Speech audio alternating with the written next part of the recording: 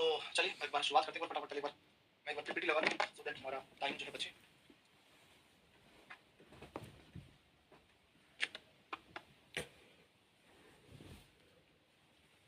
Just a minute, बस PPT लग रही है।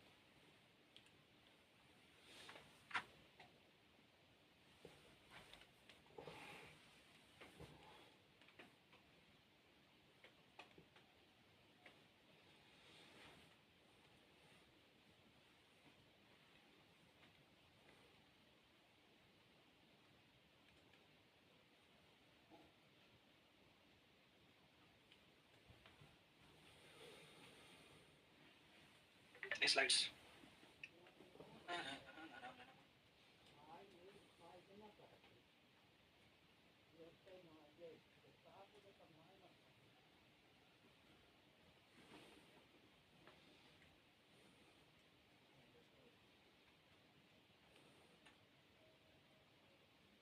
Okay, everything is ready now, कोई बात नहीं। आइए दोस्तों अपने आज के लेक्चर की शुरुआत करते हैं। दोस्तों लेक्चर नंबर 14।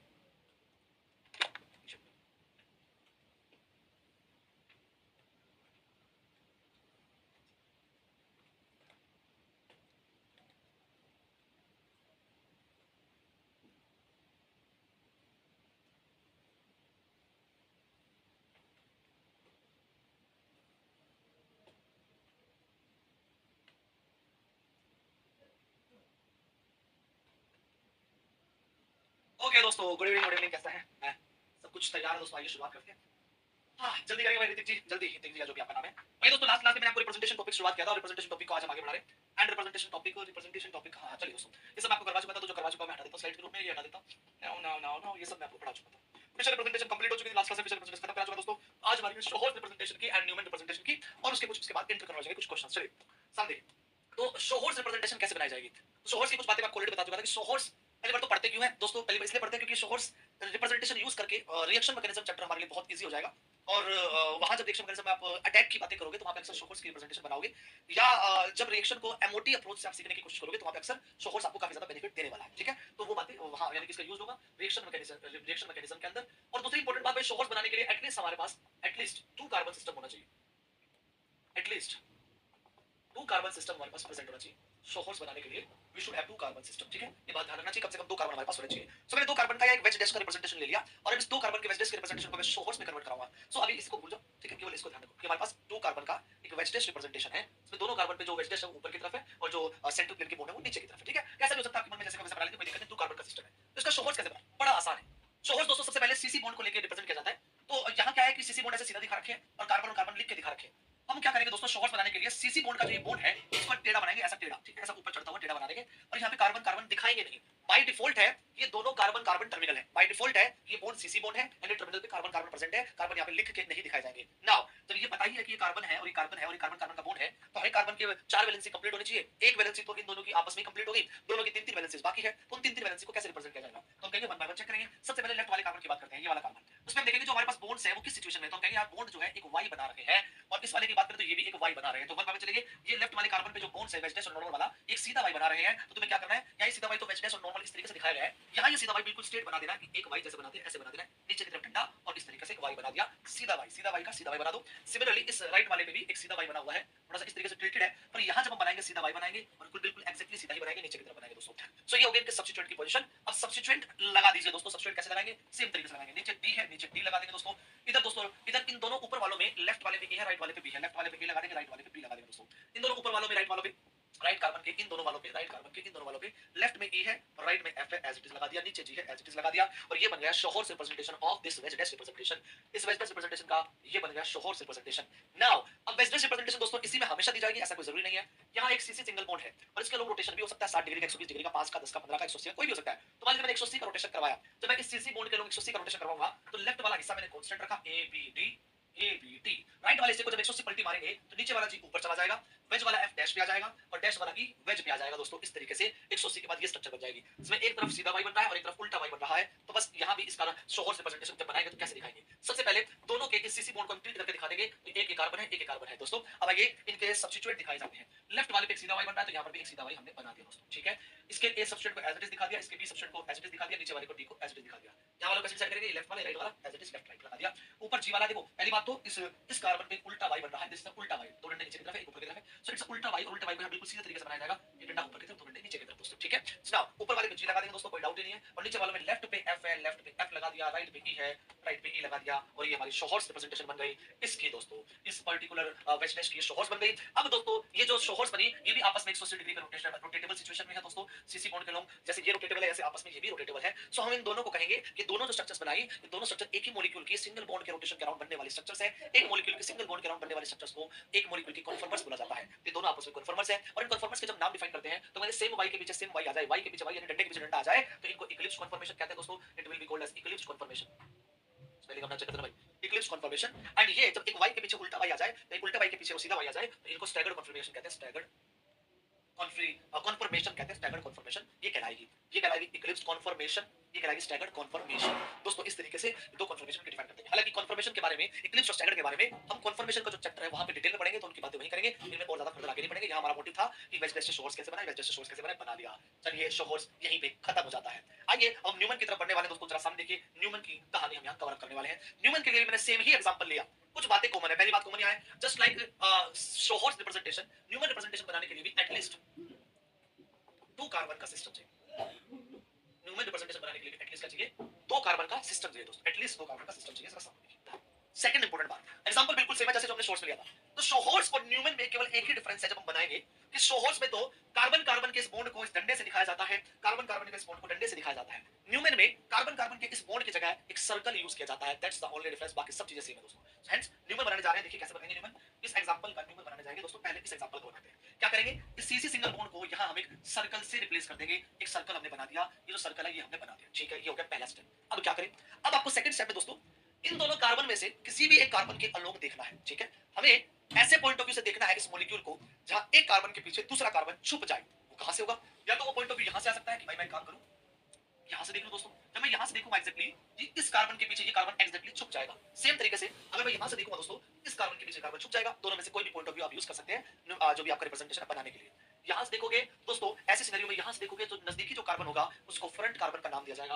और जो इस साइकिल के इस देखिए इस आंख के लिए इस पॉइंट ऑफ व्यू से ये कार्बन फ्रंट कार्बन है, देन साइकिल आएगी और साइकिल के पीछे ये कार्बन आएगा। तो क्योंकि साइकिल के पीछे का कार्बन है तो इसको बैक कार्बन बोल दिया जाएगा, अगर आप इस पॉइंट ऑफ व्यू से देखते हो तो। और अगर आप इस पॉइंट ऑफ व्यू से देखते हो, इस पॉइंट ऑफ व्यू से ये कार्बन आपके फ्रंट कार्बन बन जाएगा, देन साइकिल, और ये कार्बन आपके लिए बैक कार्बन बन जाएगा। ध्यान रखिए किसी भी पॉइंट ऑफ व्यू से देख लो, कोई दिक्कत नहीं है। बस आपको जो बात ध्यान रखनी है वो ये कि दोनों में से किसी एक ऐसे पॉइंट ऑफ व्यू से देखना है जहां एक कार्बन के पीछे दूसरा कार्बन छुप जाए। मैंने आपको 1000 बार कमेंट करके बताया कि जब मैं पढ़ा रहा हूं do not right any comment. जब मैं आपसे कमेंट करने को बोलूं तभी कमेंट करना है प्लीज। आप समझदार बच्चे हो गए हैं और आप नहीं है समझदार तो फिर बात अलग है भाई दोस्तों। नहीं तो मेरी बातों को फॉलो करो, रूल्स को फॉलो करो, ठीक है। अभी पूछूंगा थोड़ी देर बाद, जब पूछूं तभी कमेंट करना, उससे पहले कोई कमेंट नहीं होना चाहिए ना। समझ लीजिए। सो मैं इधर से भी देख सकता हूं, इधर से भी देख सकता हूं। तो मान लीजिए मैंने इधर से देखा, जब इधर से देखूंगा तो ये कार्बन मेरे लिए फ्रंट कार्बन कहलाएगा, फ्रंट कार्बन कहलाएगा। और साइकिल के पीछे छुपा हुआ इस पॉइंट ऑफ व्यू से कार्बन आएगा पहले, फिर साइकिल आएगी, फिर ये वाला कार्बन आएगा, तो ये कार्बन मेरे लिए क्या कहलाएगा? बैक कार्बन कहलाएगा। Front carbon and back carbon समझिए। फ्रंट कार्बन पे अब आपको देखना है कि वाई बन रहा है या उल्टा वाई बन रहा है। तो देखा दोस्तों फ्रंट कार्बन पे एक सीधा वाई बन रहा है, तो यहाँ फ्रंट में एक सीधा वाई बना देंगे, सीधा वाई बना देंगे। ये एक फ्रंट कार्बन को रिप्रेजेंट करता है, this is the front carbon, ठीक है। फ्रंट कार्बन के पीछे की अगर बात करो दोस्तों, फ्रंट कार्बन पे बात कर लेते पहले। फ्रंट कार्बन पे हमने ये वाई तो बना दिया, आइए इसके सब्स्ट्रेट में लगा देते हैं। नीचे की तरफ डी है, नीचे की तरफ डी लगा दिया। अब मुद्दा आता है ये ए और बी कहां जाएगा? देखिए यहाँ ये लेफ्ट सिचुएशन है और यहाँ ये राइट सिचुएशन है। तो यहाँ लेफ्ट में जो बॉन्ड आएगा वो यहाँ लगा देंगे, इस पॉइंट ऑफ व्यू से राइट में जो आएगा उसको राइट में लगा देंगे। तो यहाँ पे लेफ्ट राइट का लफड़ा है, और जिस पॉइंट ऑफ व्यू से देख रहे हो लेफ्ट राइट उसी के अकॉर्डिंग डिसाइड करने हैं। देखिए पॉइंट ऑफ व्यू बदलेगा तो लेफ्ट राइट भी बदल सकते हैं, इसकी भी संभावना है। सो दोस्तों ध्यान रखिए जिस पॉइंट ऑफ व्यू से देख रहे हो उसी से लेफ्ट राइट डिसाइड करना है। सो मैं बिल्कुल स्ट्रेट पॉइंट ऑफ व्यू से सेंट्रल प्लेन के अकॉर्डिंग, सेंट्रल प्लेन के अकॉर्डिंग यहाँ से देख रहा हूं दोस्तों। इस पॉइंट ऑफ व्यू से जब देखूंगा इस कार्बन का एक वेज बॉन्ड है, एक डैश बॉन्ड है। वेज बॉन्ड तुम्हारे लिए वेज है, तुम्हारी तरफ आ रहा होगा, डैश बॉन्ड तुम्हारे लिए डैश है, तुमसे दूर जा रहा होगा। सो जो वेज बॉन्ड होगा उसको मैं अपने राइट हैंड से पकड़ लूंगा, ये मेरा राइट हैंड है दोस्तों। और जो डैश बॉन्ड होगा तुमसे जो डैश है मतलब तुमसे जो दूर जा रहा है उसको मैं लेफ्ट हैंड से पकड़ लूंगा। तो इस पॉइंट ऑफ व्यू से ये जो वेज आया वो मेरे लिए राइट है और ये डैश आया मेरे लिए लेफ्ट है। वेज आया मेरे लिए राइट है दोस्तों, डैश आया मेरे लिए लेफ्ट है। तो यहाँ लेफ्ट वाले को लेफ्ट पे लगा दीजिए दोस्तों, राइट वाले को राइट पे लगा दीजिए। ये हमने यहाँ पे सब्स्टिट्यूशन यहाँ पे करवा दिया, बस पट्टी वाला नीचे नीचे लगा दिया। तो फ्रंट कार्बन के सारे बॉन्ड और सारे सब्सट्रेट सही जगह पे आ चुके हैं। अब बारी है बैक कार्बन की। देखिए फ्रंट कार्बन का लगा दिया, फ्रंट के बाद साइकिल है, फ्रंट के बाद साइकिल है, पीछे साइकिल है, और साइकिल के पीछे ये बैक कार्बन है। तो बैक कार्बन साइकिल से पीछे की तरफ है, साइकिल से पीछे की तरफ है। क्योंकि साइकिल से पीछे की तरफ है तो इसके जो ये बॉन्ड होंगे ना, पहले तो ये बॉन्ड हमने देखा कि ये भी एक सीधा वाई बना रहे हैं, ये बॉन्ड भी एक सीधा वाई बना रहे हैं, तो मतलब इसके पीछे भी एक सीधा वाई बनाना है। और वो क्या वो सीधा वाई कंप्लीट बनाया जाए? आंसर है नहीं। क्यों? क्योंकि वो साइकिल के पीछे छुपा हुआ है। तो ड्राइंग के रूल्स कहते हैं कि भाई, ड्राइंग के रूल ये कहते हैं कि भाई उसको यहाँ साइकिल के पीछे दिखाने के लिए हम, क्योंकि फ्रंट में वाई कंप्लीट दिख रहा है आपको, ये पूरा सब कुछ दिखेगा, उसके बाद साइकिल दिखेगी, सर्कल दिखेगा, सर्कल के पीछे छुपा हुआ है, तो जितने बॉन्ड का पार्ट सर्कल से बाहर निकला होगा केवल वही पार्ट रिप्रेजेंट किया जाएगा, केवल वही पार्ट रिप्रेजेंट किया जाएगा, केवल वही पार्ट रिप्रेजेंट किया जाएगा। मतलब कुल मिला के यहाँ हम सारा बॉन्ड बैक कार्बन का नहीं दिखाएंगे, साइकिल से बाहर जितना हिस्सा आ रहा होगा केवल वही दिखाया जाएगा। तो यहाँ साइकिल से बाहर इस कार्बन का इतना हिस्सा है, क्योंकि ये भी वाई बना रहा है सेम ओरिएंटेशन में, जिस ओरिएंटेशन में ये वाई है उसी ओरिएंटेशन में ये वाई है, तो वाई के पीछे वाई कुछ इस तरीके से बनेगा, वाई का ये डंडा, वाई का ये डंडा और वाई का ये डंडा। अब सबस्टेंट कहाँ आएंगे? देखिए डैश के रिस्पेक्ट में डैश है तो ए के पीछे ई आ जाएगा, ए के पीछे ई आ जाएगा। वेज के रिस्पेक्ट में वेज है, वेज के सामने बिल्कुल वेज पड़ रहा है तो बी के पीछे एफ आ जाएगा, तो बी के पीछे एफ आ जाएगा और डी के पीछे जी आ जाएगा। तो this will be Newman representation. Y के पीछे वाई बना दिया, वाई के पीछे वाई बना दिया। फ्रंट वालों का लेफ्ट हैंड डिसाइड कर चुके हो तो इनका दोबारा करने की जरूरत नहीं होती है। इसी ओरिएंटेशन के रिस्पेक्ट में इनका भी लेफ्ट राइट आप डिफाइन कर सकते हो कि ए डैश वाला है, इधर डैश वाला ई है तो ए और ई सेम साइड रहेंगे, बी वेज वाला है, इधर वेज वाला एफ है तो बी और एफ सेम साइड रहेंगे और डी और जी सेम साइड रहेंगे। इस तरीके से ये रिप्रेजेंटेशन हमारी न्यूमन रिप्रेजेंटेशन बन जाएगी इस पर्टिकुलर सिस्टम की। और यहाँ ये रिप्रेजेंटेशन जो बनी हमने इस पर्टिकुलर जो भी हमारा वेज डैश था इसके लिए बनाई, और wedge dash two carbon system का ऐसे ही सेम वाई वाइज ओरिएंटेशन में प्रेजेंट हो ऐसा हमेशा जरूरी नहीं है। क्या पता एक पे वाई बना रखा हो, एक पे उल्टा वाई बना रखा हो, मतलब इसी सीसी बोर्ड के लोग अगर 180 का रोटेशन करवा दूं तो एक वाई एज इट इज रह जाएगा, दूसरा वाई पलटी मार के ये बना लेगा। और अब इसके लिए न्यूमन बनाना चलेगा दोस्तों, तो कैसे बनाएंगे? सेम तरीका, किसी भी पहले तो एक डायरेक्ट, पहले तो क्या करना है, कोई भी जो कार्बन कार्बन बॉन्ड है उसको सर्कल से रिप्लेस कर दो, कर दिया रिप्लेस हमने।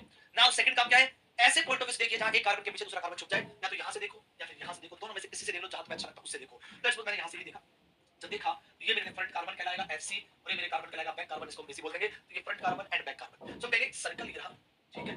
फ्रंट कार्बन की जब बात करेंगे तो फ्रंट कार्बन पे आ रहा है सीधा वाई, तो फ्रंट कार्बन पे आ रहा है दोस्तों क्या? सीधा वाई, ए बी और डी दोस्तों, ठीक है। बैक कार्बन की जब बात करेंगे तो बैक कार्बन पे आ रहा है उल्टा वाई, बैक कार्बन पे बन रहा है उल्टा वाई, तो उल्टा वाई तो भाई सीधा सीधा रास्ता है, उल्टा वाई पीछे वाले पे इस तरीके से बना दिया और केवल वही बॉन्ड दिखाया जाएगा जो सर्कल से बाहर निकल रहे होंगे, पूरा कंप्लीट वाई नहीं दिखाया जाएगा क्योंकि वो पीछे वाला है, उसका एक बॉन्ड रिप्रेजेंट करने का तरीका है दोस्तों।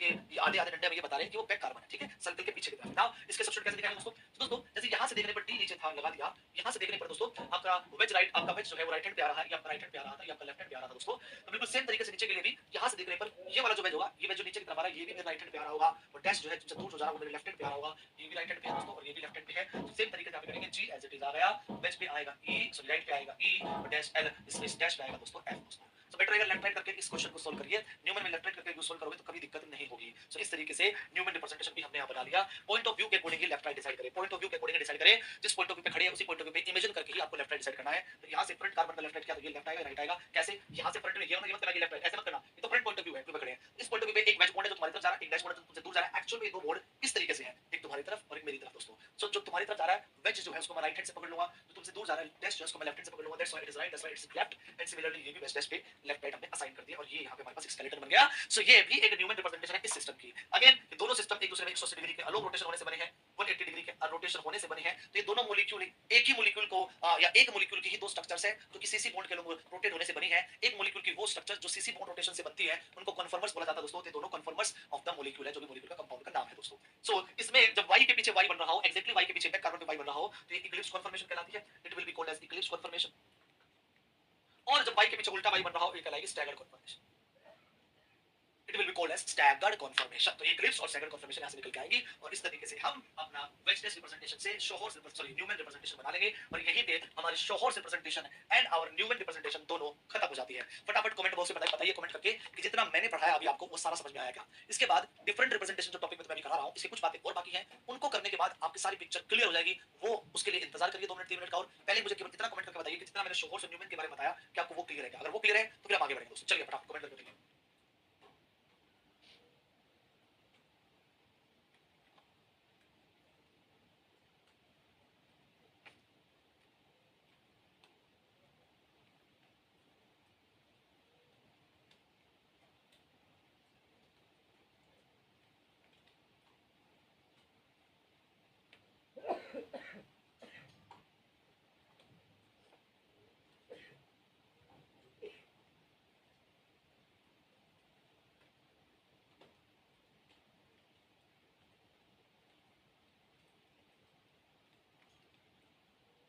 बढ़िया दोस्तों, वेरी गुड वेरी गुड।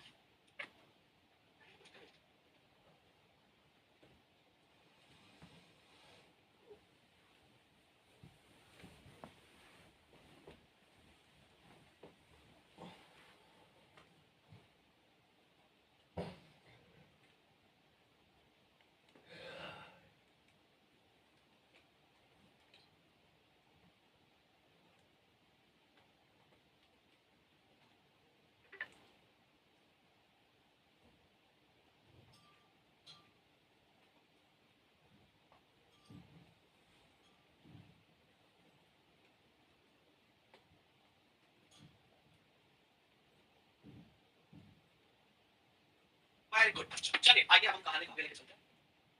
हाँ, पर हमें करने को देना एक दो क्वेश्चन इंटर करवाइए।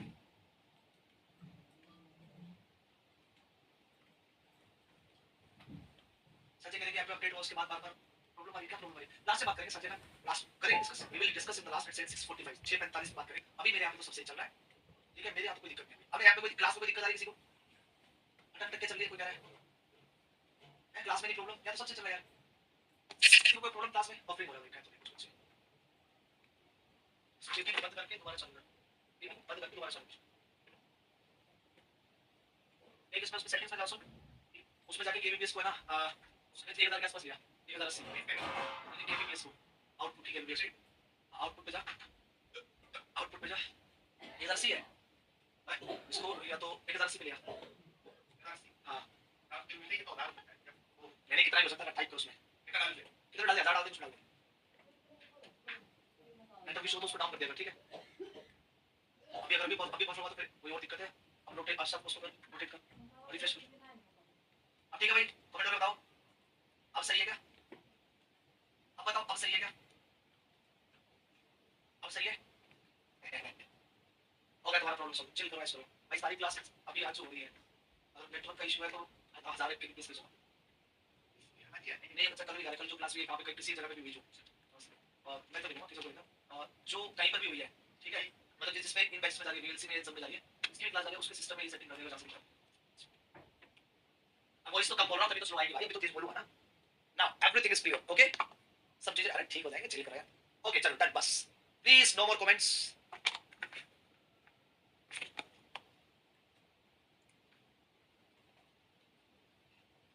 वो मैं दीपक सर का भी ठीक करवा दूंगा साजिया जी कोई बात नहीं। वो एक टेक्नोलॉजी का एक सॉफ्टवेयर का एक पार्ट होता है जो उसमें स्पीड थोड़ी कम करनी पड़ती है अपने को। वो क्या है कि वो हम ज्यादा रखते हैं तो उससे क्वालिटी अच्छी जाती है। वो कम कर देंगे आपके पास थोड़ी क्वालिटी मीडियम पहुंचेगी बस इतना फर्क होता है कुछ नहीं। मैं बोल दूंगा टीम को चेक करवा लेंगे। मैं जूम कर देता हूं क्योंकि मुझे दिख नहीं रहा तुम्हारे कमेंट। चलो ठीक है चलो प्लीज अब कोई कमेंट एक्स्ट्रा ना करे। मैंने सारी चीजें ठीक करवा दी है। अब प्लीज कोई बात कोई बच्चा कमेंट करके एक्स्ट्रा कमेंट करके मतलब डिस्कशन ना करें प्लीज है ना। फॉलो करना भाई इन बातों को। मैं बोल रहा हूं तो बातों को फॉलो सुना। ओके चलिए please. Okay so now the question comes to the point कि भाई मतलब मैं अगर तुम्हें बताऊं कि इस डिफरेंट रिप्रेजेंटेशन के टॉपिक्स में डिफरेंट रिप्रेजेंटेशंस का जो टॉपिक है इसमें कुल मिला के 3 बातें अपने को पढ़नी पड़ती है। पहली बात जो हमने अभी पढ़ ली कि टाइप्स ऑफ रिप्रेजेंटेशन क्या क्या ये अपन कर चुके भाई। ये तो अभी खत्म किया हमने। पहला वेजडेस दूसरा फिशर तीसरा हमने दो पहले कल की क्लास में खत्म कर चुके थे। दो अभी खत्म किया जस्ट शोहर्स एंड न्यूमैन। दूसरा जो आता है दोस्तों उसका नाम होता है इंटर कन्वर्जन। कि भाई साहब जो आपने 4 रिप्रेजेंटेशन सीखी है इनका आपस में इंटर कन्वर्जन करके बताओ। एक को दूसरे को तीसरे में ऐसा करके बताओ ऐसा करके बताओ। सो पहले तो मैं आपको बहुत ब्रीफ कर दूं कि एग्जाम आईआईटी जैम का हो सीएसआर नेट का हो या गेट का हो किसी भी एग्जामिनेशन में इस टॉपिक से डायरेक्ट क्वेश्चन नहीं आता है। डायरेक्ट क्वेश्चन नहीं आता। जैम में शायद एक ही बार 2005 के आसपास कभी आया था उसके बाद कभी नहीं आया। डायरेक्ट क्वेश्चन नहीं आता है रिप्रेजेंटेशन से कि तुम्हें ऐसे बच्चों वाले क्वेश्चन नहीं देगा कि 11 12 क्लास के बताओ ये फिशर है इसको न्यूमन में कन्वर्ट करके बताओ। ये बच्चों वाले क्वेश्चन है वो तुम्हें क्वेश्चंस नहीं देता है। डायरेक्टली नहीं देता बट इनडायरेक्टली पूरी स्टूडियो में यूज करवाएगा। जब क्वेश्चन आएगा तुम्हारे जेम में नेट में गेट में तो वहां पे मान लीजिए एक रिएक्शन करवा रखी है वेजिटेशन रिप्रेजेंटेशन में और उसके प्रोडक्ट बना के दे दिए फिशर में तो तुम्हें इनडायरेक्टली प्रोडक्ट को जो वेजिटेशन में आएगा उसको फिशर में कन्वर्ट करना ही पड़ेगा। मान लीजिए रिएक्शन दे रखी है दोस्तों एक नाम देके कि भाई ये रिएक्शन है दो कंपाउंड की रिएक्शन हो रही है और उसका प्रोडक्ट बताओ और प्रोडक्ट बना के दे दिए दोस्तों तुम्हें न्यूमन में तो भाई तुम्हें इसका फिर न्यूमन बनाना चाहिए। तो अल्टीमेटली आने सारे चाहिए पर क्वेश्चन डायरेक्ट नहीं आता इनडायरेक्ट आता है। ये बात हमें ध्यान में रखनी पड़ेगी। सो तो हम इसमें बहुत ज्यादा समय वेस्ट नहीं करेंगे। जब ऐसी चीजें जो डायरेक्ट नहीं आती है तो उनको फिर इनडायरेक्ट तरीके से ट्रीट करना चाहिए समझ लेना चाहिए और समझ के फिर जो क्वेश्चन है क्वेश्चन के थ्रू ही करना चाहिए। ठीक है बहुत क्लियर कांसेप्ट रखना है कोई टाइम वेस्ट नहीं करना। सुनाओ सेकंड इसमें बात है कि इंटर कन्वर्जन हमें आना चाहिए। जो 4 रिप्रेजेंटेशन पड़ी वेज से शोहर्स वेज से न्यूमन वेज से फिशर फिशर से न्यूमन फिशर से शोहर्स और आपस में ऐसे जो जो कन्वर्जन की पॉसिबिलिटी बन सकती है वो सब आना चाहिए और वही हमारा सेकंड टॉपिक है इंटर कन्वर्जंस ऑफ रिप्रेजेंटेशंस। कैसे करेंगे इंटर कन्वर्जन एक रिप्रेजेंटेशन का दूसरी रिप्रेजेंटेशन में। मैं कह रहा हूं दोस्तों कि तुमने ये काम कर लिया है। तुमको कब कराया सर कब कराया? अरे अभी तो कराया मैंने। कहा क्या अच्छा मजाक करते हो कहां कराया? अभी बताता हूं कैसे कराया। तो लेट्स सपोज मान लीजिए मेरे पास ये मॉलिक्यूल है ना। ये मॉलिक्यूल अभी किस रिप्रेजेंटेशन में दिया गया? वेज डैश रिप्रेजेंटेशन में ये गिवन दोस्तों हमारी पहली रिप्रेजेंटेशन वेज डैश। नाउ इस वेज डैश रिप्रेजेंटेशन से मैं अब तुम्हें एक क्वेश्चन दे रहा हूं कि दोस्तों इसको फिशर में कन्वर्ट करके बताओ। इस मॉलिक्यूल को फिशर रिप्रेजेंटेशन में कन्वर्ट करके बताओ। अपने सेकंड रिप्रेजेंटेशन फिशर रिप्रेजेंटेशन में इसको लेके जा रहे हैं। कैसे बनाएंगे? फिशर रिप्रेजेंटेशन में दो कार्बन का सिस्टम है तो इस तरीके से रिप्रेजेंट किया जाएगा दोस्तों। और बनाने के लिए दोस्तों में पॉइंट ऑफ व्यू डिसाइड करना पड़ता है। कल की क्लास में करवाया था। वहां से देखिए जहां से हॉरिजॉन्टल तुम्हारी तरफ आ रहे हैं या दोनों हॉरिजॉन्टल ऊपर की तरफ आ रहे हैं तो ऊपर की तरफ मुंडी कर लीजिए और जब ऊपर की तरफ मुंडी करोगे दोस्तों तो पैर इधर करने या इधर करने डिपेंड करता है टर्मिनल पे जो सब्स्टिट्यूएंट है उसमें हायर ऑक्सीडेशन स्टेट में कौन सा है मोस्ट ऑक्सीडाइज्ड ग्रुप कौन सा है। दोनों ही तरफ COH है तो किसी भी तरफ ले लो कोई फर्क नहीं पड़ता। मान लीजिए मैंने अपने पैर इस तरफ ले लिए दोस्तों ये मेरे पैर है और ये मैं शक्तिमान की तरह दोस्तों इस तरीके से ये मेरा शक्तिमान है और ये शक्तिमान का ये कॉस्ट्यूम है दोस्तों। शक्तिमान का कॉस्ट्यूम है ना पूरा लहरा रहा है। शक्तिमान ये अद्भुत शक्ति है दुनिया बदल सकती है ना? शक्तिमान तुमने देखा होगा बचपन में, है ना? नहीं देखा तो कोई बात नहीं, हमारे टाइम का था वो। तो मैंने सुपरमैन देखा होगा, आँखों से लेज़र लाइट्स उड़ता है। सो मैं बिल्कुल शक्तिमान की तरह दोस्तों नीचे की तरफ देख रहा हूँ। I am watching down side. So जब मैं डाउन साइड देखूँगा तो ये दोनों पैर मेरी तरफ आते हुए नज़र आएँगे। हॉरिजॉन्टल के दोनों पैर मेरी तरफ आते हुए नज़र आएँगे। एक लेफ्ट में होगा, एक राइट में होगा दोस्तों, ठीक है? ये वाले दोनों पैर भी मेरी तरफ आ जाएँगे दोस्तों। ये बोथ दोनों पैर आपकी तरफ आ रहे होंगे। आपकी तरफ दोनों ही पैर आ रहे हैं तो दोनों का लेफ्ट हैंड डिसाइड कर दीजिए। इस पॉइंट ऑफ व्यू से हेड इस तरफ होते हुए, पैर इस तरफ होते हुए दोस्तों। सो हेड इस तरफ है तो सीधा-सीधा इसको हम कहेंगे हेड पोजीशन। इसको हम कहेंगे टेल पोजीशन। तो हेड टेल डिसाइड हो गए। अब हम लेफ्ट हैंड साइड करेंगे। मैं डाउन साइड देख रहा हूँ। जो तुम्हारी तरफ बोन आ रहा है, सेंटर से जो तुम्हारी तरफ वेज है, तुम्हारी तरफ आ रहा है, उसको मैं लेफ्ट हैंड से पकड़ लूंगा। इस पॉइंट ऑफ व्यू से मेरी लेफ्ट हैंड पे है, मेरी घड़ी लेफ्ट हैंड बंधी हुई है। तो दोस्तों यानी कि तुम्हारी तरफ वाला यानी कि जो वेज है ये लेफ्ट हैंड पे आएगा, ये लेफ्ट पे आएगा तो ये राइट पे आएगा। दोनों सेम साइड है तो ये भी लेफ्ट पे आएगा और डैश वाला यहाँ पर भी राइट पे आएगा। और इस तरीके से बस कहानी खत्म हो गई। सो हमने कहा कि भाई हेड पे है COOH, टेल पे है COOH। ये कार्बन नंबर 1 कह लो, इसको कार्बन नंबर 2 कह लो, कार्बन नंबर 1, कार्बन नंबर 2, इसको कार्बन 1, कार्बन 2, कार्बन 1 पे लेफ्ट में है OH, लेफ्ट में है OH, राइट में है H, राइट में है H। कार्बन नंबर 2 में दोस्तों लेफ्ट में है OH, लेफ्ट में है OH, राइट में है H, राइट में है H। दोस्तों कोई दिक्कत की बात नहीं है, ये बन गया तुम्हारा फिशर रिप्रेजेंटेशन। इस एक वेज डिश से तुमने फिशर बना लिया है दोस्तों। नाउ आइए अब हम आगे बढ़ते हैं। अब मैं इसी क्वेश्चन से दोस्तों अब मैं अपना थर्ड रिप्रेजेंटेशन बनाने जा रहा हूं दोस्तों। लेट्स सपोज इसी से मैं अपना थर्ड रिप्रेजेंटेशन बनाने जा रहा हूं दोस्तों। And the third representation is show horse representation. याद रखिए शो हॉर्स रिप्रेजेंटेशन बनाने के लिए एटलीस्ट 2 कार्बन सिस्टम चाहिए और यहाँ पे 2 कार्बन सिस्टम का ही मैंने एग्जांपल लिया है दोस्तों, ठीक है? सो इसका शो हॉर्स आप समझ सकते हैं कैसे बनेगा। कुछ नहीं करना है, ऐसे वेस्टेस वाले को थोड़ा टिल्ट कर दिया करो, इसको पकड़ कर इसको ऊपर सरका दो, बस थोड़ा टिल्ट कर दो, बन गया शो हॉर्स। वेस्टेस वाले को टिल्ट कर दो, बन गया शो हॉर्स। कैसे? इसको जब टिल्ट करेंगे तो ये कार्बन कार्बन के बॉन्ड को नॉर्मली दिखाओ। यहाँ पे एक वाई बन रहा है, सीधा वाई बना दिया, सीधा वाई दोस्तों। यहाँ लेफ्ट में देखिए अब ये कहोगे तो राइट लिख रखा है, आपने तो राइट लिख रखा है। अरे भाई वो राइट जो लेफ्ट जो लिख रखा है वो इस पॉइंट ऑफ व्यू से लिखा है। हेंस ध्यान रखें, एक के लेफ्ट राइट को दूसरे के लेफ्ट राइट में मत चिपका देना। Left right point of view depend करते हैं। हेंस अब जब मैं यहाँ लिखूंगा तो यहाँ तो दोस्तों फ्रंट पॉइंट ऑफ व्यू से देखिए लेफ्ट ही और राइट ही है दोस्तों, है ना? तो इसको लेफ्ट की तरह लिखाएंगे, इसको राइट की तरह लिखाएंगे, या फिर कुछ ना मैं एज इट इज चिपका देगा भाई शॉर्ट्स में। तो एच यहाँ पे है, एच लगा दिया दोस्तों, एच लगा दिया, एच लगा दिया, राइट में OH, राइट में OH लगा दिया, नीचे COH, नीचे COH लगा दिया, HOH यहाँ पे भी लगा देगा दोस्तों। यहाँ सॉरी यहाँ डंडे वेस्टेस नहीं दिखाई जाते हैं, नॉर्मल डंडा दिखाया जाता है। नॉर्मल डंडा यहाँ पर भी वाई बन रहा है, इस वाले पे भी शॉर्ट्स बनाएंगे तो इधर भी वाई बन रहा है, सीधा सीधा वाई लगा दिया दोस्तों। नीचे COH ही है, इधर H है, इस वाले पे H लगा दिया, इस वाले पे OH लगा दिया, बन गया शॉर्ट्स रिप्रेजेंटेशन इसी मॉलिक्यूल का। अब दोस्तों इसी मॉलिक्यूल का दोस्तों हम एक न्यूमन भी बना देते हैं दोस्तों। और न्यूमन बनाने के लिए क्या करना पड़ेगा, इस तरीके से न्यूमन बनाने के लिए फोर्थ हमारा जो रिप्रेजेंटेशन है वो न्यूमन यहाँ बना देंगे दोस्तों। न्यूमन रिप्रेजेंटेशन सामने देखिए। बनाने के लिए क्या करना पड़ेगा, एक पॉइंट ऑफ व्यू डिसाइड करना पड़ेगा दोस्तों। तो मैंने इस पॉइंट ऑफ व्यू से मॉलिक्यूल को देखा, ये न्यूमन का पॉइंट ऑफ व्यू है, न्यूमन का point of view, this is Newman का पॉइंट ऑफ व्यू, ठीक है? इस पॉइंट ऑफ व्यू से देखेंगे तो ये फ्रंट कार्बन कहलाएगा, ये सर्कल कहलाएगा, ये बैक कार्बन कहलाएगा। तो यहाँ सर्कल बना देंगे, सर्कल पे फ्रंट कार्बन पे एक वाई बन रहा है तो वाई बना देंगे दोस्तों। यहाँ ये वाई बना देंगे, ये वाई बना देंगे दोस्तों। This is Y, this is Y, नीचे COH, नीचे COH दोस्तों।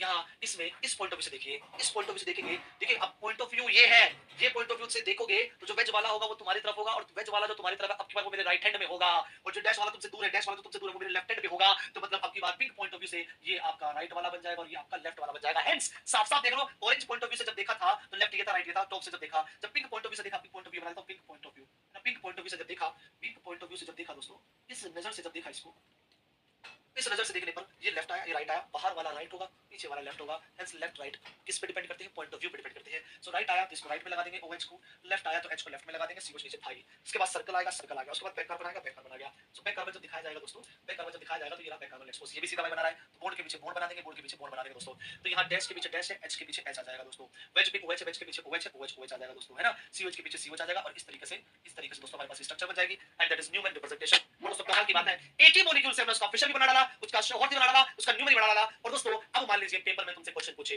अब मान लीजिए पेपर में तुमसे क्वेश्चन पूछे कि बताओ ये न्यूमन है, इसको फिशर में कन्वर्ट करो, तो कैसे कन्वर्ट करोगे, how to convert a Newman into Fischer. तो दोस्तों हम न्यूमन को फिशर में कन्वर्ट करने के लिए इस पाथवे से होके जाएंगे, क्योंकि ये तीनों ही representation Fischer, Newman and sawhorse एक कॉमन रिप्रेजेंटेशन वेज डैश से ही कोरिलेटेड है। मैंने वेज डैश से तुम्हें सारी बनानी सिखाई है, तो अगर मान लीजिए न्यूमन को फिशर में कन्वर्ट करना आए तो पहले न्यूमन से बनाएंगे हम वेज डैश को कन्वर्ट कर देंगे फिशर में। मान लीजिए बोलते हैं फिशर से बना दो शो हॉर्स, तो पहले फिशर से बनाएंगे दोस्तों रिवर्स करके, ये आपका जो वेज डैश है और वेज डैश से बना देंगे शो हॉर्स। मान लीजिए शो हॉर्स से न्यूमन बनाना आए दोस्तों, तो शो हॉर्स से बनाएंगे पहले वेज डैश से बना देंगे दोस्तों आपका ये न्यूमन। मतलब दोस्तों इनका आपस का रास्ता इस वेज डैश के चौराहे से होकर गुजरता है दोस्तों। ये वो चौराहा है जहां से ये तिराहा चौराहा जो भी है, यहीं से सारे रास्ते निकलते हैं, मिलना आपको यहीं पड़ेगा, तो पहले आपको यहीं जाना होगा, यहीं से सारी निकली हुई है और यहीं पे हमारा इंटर कन्वर्जन खत्म हो जाता है। दिमाग ही नहीं लगाना, टू मच क्वेश्चन प्रैक्टिस करने तो बुकलेट के स्प्रिंट नाम की जो पांचवी नंबर स्प्रिंट नंबर 3 4 जो है, स्प्रिंट नंबर 1 अटेंड कर चुके हो, कर सकते हो, स्प्रिंट नंबर 2 और 3 कंप्लीटली अटेंड कर सकते हो, साइक्लोजेन के क्वेश्चन छोड़ के। स्प्रिंट नंबर 4 में यही पूरा रिप्रेजेंटेशन के क्वेश्चंस है, आप सब बच्चे वो स्प्रिंट नंबर 4 भी सॉल्व कर सकते हैं। इसमें जो दिक्कत है इसको सर्कल कर लो, जब भी डाउट सेशन होगा उसमें पूछना। तो that's all for the inter conversion, यहीं पे इंटर कन्वर्जन खत्म हो जाता है दोस्तों। कोई भी इंटर कन्वर्जन इसी तरीके से हमें करना है,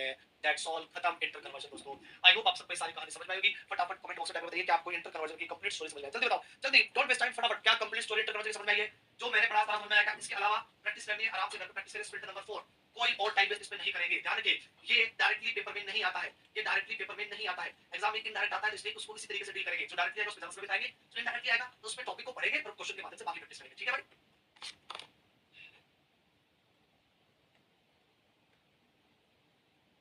यस शिवी जी, बिल्कुल। इक्लिप्स फॉर्म में भाई दोनों सीधे भी हो सकते हैं, भाई दोनों उल्टे भी हो सकते हैं, दोनों कार्बन के कोई दिक्कत नहीं है। दोनों कार्बन अलग अलग वायु, एक उल्टा सीधा तो इक्लिप्स होगी, सॉरी तब तो स्टैगर्ड होगी, और दोनों कार्बन के सेम ओरिएंटेशन वायु, दोनों सीधे वायु, दोनों उल्टे वायु, तो इक्लिप्स कन्फर्मेशन को क्लियर करेगा, इक्लिप्स कन्फर्मेशन को बताएगा।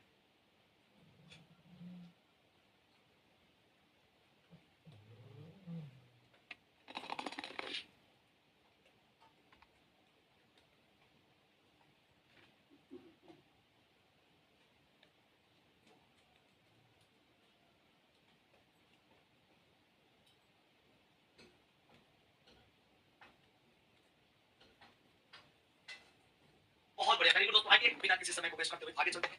इंटरकन्वर्जन की कहानी खत्म हो गई। मैंने कहा था कि 3 चीजें पढ़नी होती है, 2 चीजें हम खत्म कर चुके हैं। आइए आखिरी चीज है इस टॉपिक की, इसके बाद ये सब टॉपिक खत्म हो जाएगा प्लीज।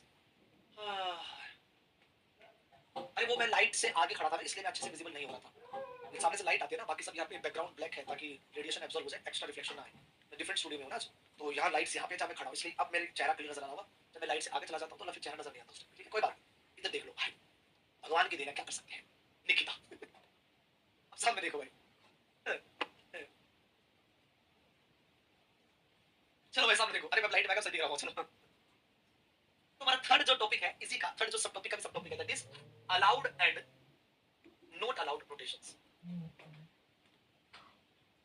कि हम कौन से रोटेशंस अपनी मर्जी से करवा सकते हैं और कौन से रोटेशन नहीं करवा सकते। प्लीज सामने देखिए, कौन से रोटेशन करवा सकते हैं, कौन से रोटेशन नहीं करवा सकते। कोई कमेंट करेगा भाई, कौन से रोटेशन करवा सकते हैं, कौन से नहीं। Allowed and not allowed rotation की तरफ आगे बढ़ते दोस्तों। चलिए सामने देखिए, कौन से रोटेशन अलाउड होंगे, कौन से रोटेशन अलाउड नहीं होंगे। यहां जरा सामने देखिए, पहली बात तो ये अलाउड रोटेशन कब बोले जाते हैं और नॉट अलाउड रोटेशन कब बोले जाते हैं, इनका मीनिंग समझेंगे, उसके बाद जानेंगे भाई कौन से अलाउड है, कौन से अलाउड नहीं है। सुनिए, अलाउड रोटेशंस उनको बोलते हैं दोस्तों, स्टीरियो केमिस्ट्री में जो तुम्हारे मन में आता है कि सर 1 डिग्री रोटेट करा दूं क्या, 2 डिग्री करा दूं क्या, 5 करा दूं क्या, 10 करा दूं क्या। ये मन में कई बार क्वेश्चन आता है कि सर 120 क्यों कराया, 119 क्यों नहीं कराया, ये क्यों नहीं कराया। ये जो सारे क्वेश्चन आंसर वो यहां छुपा हुआ है कि कौन से रोटेशन करवा सकते हो, कौन से नहीं करवा सकते। तो पहली बात तो कौन से रोटेशन करवा सकते हो, दैट इज अलाउड रोटेशन। तो वही रोटेशंस अलाउड रोटेशंस कहलाएंगे। Those rotations are allowed rotations doing which, मतलब जिनको कराने पर structure of the molecule do not affects, जिनको कराने पर स्ट्रक्चर ऑफ द मॉलिक्यूल में कोई चेंजेस ना आए, structure of the molecule identical रहे, वो स्ट्रक्चर बदले ना। एग्जांपल के तौर पे ये मेरी बोतल है, ये मैंने बोतल को छाला, 5 डिग्री पे उठा दिया, मान लीजिए 5 डिग्री रोटेट करा दिया, ऐसा करा दिया 10 डिग्री 20 डिग्री 50 डिग्री जो भी एक्स वाई जेड पूरे थ्रेड में घुमा दिया बोतल को। और बोतल को घुमाने पर दोस्तों ये बोतल स्टील की बोतल ही रही, ये बोतल सोने की बोतल नहीं बनी, या ये बोतल कौवा नहीं बन गया, ये बोतल मैं नहीं बन गया, बोतल बोतल ही है, उतनी ही है, उसी शेप की है, चेंज नहीं हुई। सो अगर आप पूरे मॉलिक्यूल को इस तरीके से सेम प्लेन में ऐसे या आउट ऑफ द प्लेन कोई भी या किसी भी टिल्टेड प्लेन में दोस्तों किसी भी एंगल पर रोटेट कराते हो, अगर पूरे मॉलिक्यूल को रोटेट करा रहे हो, जैसे पूरा मॉलिक्यूल रोटेट हो रहा है, इसमें कोई चेंज नहीं आएगा, बोतल एज इट इज रहेगी, वो मॉलिक्यूल एज इट इज रहेगा। हेंस पूरा मॉलिक्यूलर रोटेशन कितने भी डिग्री का हो, 0 से लेकर 360 का कोई भी रोटेशन का डिग्री हो, किसी भी डायरेक्शन में हो, हमेशा सेम स्ट्रक्चर यानी कि आइडेंटिकल स्ट्रक्चर प्रोड्यूस करेगा। बट किंतु परंतु अगर मैं इस बोतल को पकड़ूं और ऐसे पांव पे लगा के ऐसे मरोड़ दूं उसको, है ना, तो भाई साहब ये बोतल मुड़ के, हालांकि इतना हिम्मत तो नहीं है, अभी तो नहीं, जिम में जाऊंगा तो शायद हो भी जाए, तो लास्ट आफ्टर स्टार्ट करूंगा। पहले तो बहुत ज्यादा था, तो तुम्हारे चक्कर में ऐसा फंस गया मैं क्लास ले लेके। सो लेट्स सपोज कि मान लीजिए इसको बोतल को मैं ऐसे मरोड़ दूं, थोड़ा सा टिल्ट कर दूं, तो ऐसे करने पर इंटरनल चेंज कराने पर दोस्तों अब इस बोतल की स्ट्रक्चर बदल जाएगी, ये बोतल बेचारी किसी काम की नहीं रहेगी। सो हेंस हम जब पूरे मॉलिक्यूल का रोटेशन कराते हैं तो वो अलाउड कहलाता है, क्योंकि उसको कराने से स्ट्रक्चर चेंज नहीं होती, आइडेंटिकल की आइडेंटिकल रहती है, उसमें कोई डिफरेंस नहीं आती। बट अगर एक स्ट्रक्चर में इंटरनल चेंजेस करवा दिया जाए, मरोड़ दिया जाए, ऐसे घुमा दिया जाए, सिंगल बॉन्ड रोटेशन करवा दिया जाए, कोई भी सिंगल बॉन्ड रोटेशन इंटरनल करवा दिया, ऐसे मरोड़ कुछ भी कर दिया, बॉन्ड एंगल चेंज कर दिया, तो वो सब नॉट अलाउड कैटेगरी में आते हैं, क्योंकि उनको कराने से स्ट्रक्चर्स बदल जाएंगे। ऐसे किसी भी एंगल का बॉन्ड एंगल चेंज करा दिया तो डिफरेंट स्ट्रक्चर बननी है। सीसी बॉन्ड के रोटेशंस करवा दिए तो वो कन्फॉर्मर्स बना देगा, डिफरेंट स्ट्रक्चर्स क्रिएट कर देगा। तो हेंस हम यहां से कहेंगे those structures, those rotations which do not change the structures are allowed rotations, and those rotations जिनको कराने से स्ट्रक्चर्स बदल जाए, structure of the molecule changes, are called as not या और defined as not allowed rotations. So दोस्तों यहां से दो टर्म हमने डिफाइन कर दी, रोटेशन अलाउड वाली, रोटेशन नॉट अलाउड वाली। इसके फायदे नुकसान क्या है? फायदे नुकसान ये है कि जब आप रिप्रेजेंटेशंस बनाते हो, जैसे कि वेजनेस रिप्रेजेंटेशन 3D में बनाते हो जनरली, और शोहर तो नहीं बना तो खास में ऐसे कभी करवाएगा नहीं, पर वेजनेस रिप्रेजेंटेशन मान लीजिए तुम जो 3D में रखते हो जैसे कि, और फिशर तुम जो 2D में करवाते हो दोस्तों। सो इन दोनों रिप्रेजेंटेशंस में आप कितने डिग्री के रोटेशन करवा सकते हो और कितने डिग्री के नहीं, यही डिस्कशन हमें करना है। तो हमने मॉलिक्यूल की दुनिया को दोस्तों दो कैटेगरी में डिवाइड कर दिया कि मॉलिक्यूल को हमने वेजनेस में रिप्रेजेंट किया, मॉलिक्यूल को हमने फिशर में रिप्रेजेंट किया, ठीक है। जो वेजनेस रिप्रेजेंटेशन होती है, वेजनेस रिप्रेजेंटेशन जो होती है, उस वेजनेस रिप्रेजेंटेशन में any angle of molecular rotations are allowed कहे जाते हैं।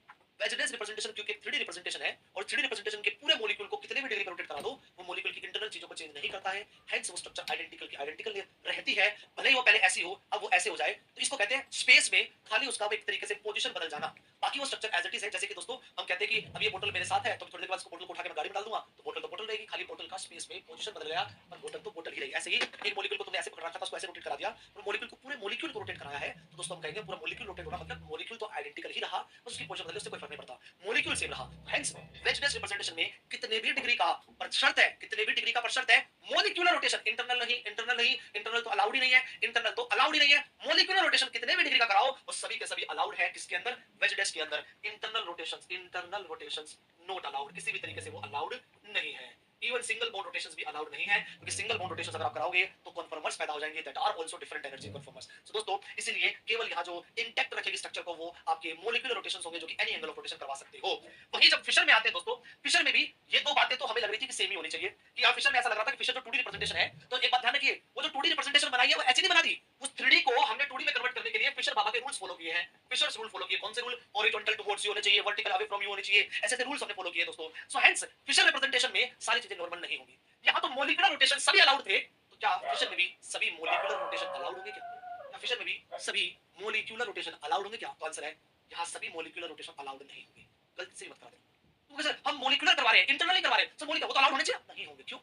ये जो फिशर रिप्रेजेंटेशन तुमने बनाई है वो कुछ रूल को फॉलो करके बनाई है, horizontal towards you, vertical away from you, और तुम मॉलिक्यूलर रोटेशन करवाओगे तो वहां वो मॉलिक्यूलर रोटेशन क्या पता फिशर के उन रूल्स की धज्जियां उड़ा दे, और अगर वो धज्जियां उड़ गई तो वो मॉलिक्यूलर रोटेशन अलाउड नहीं होगा।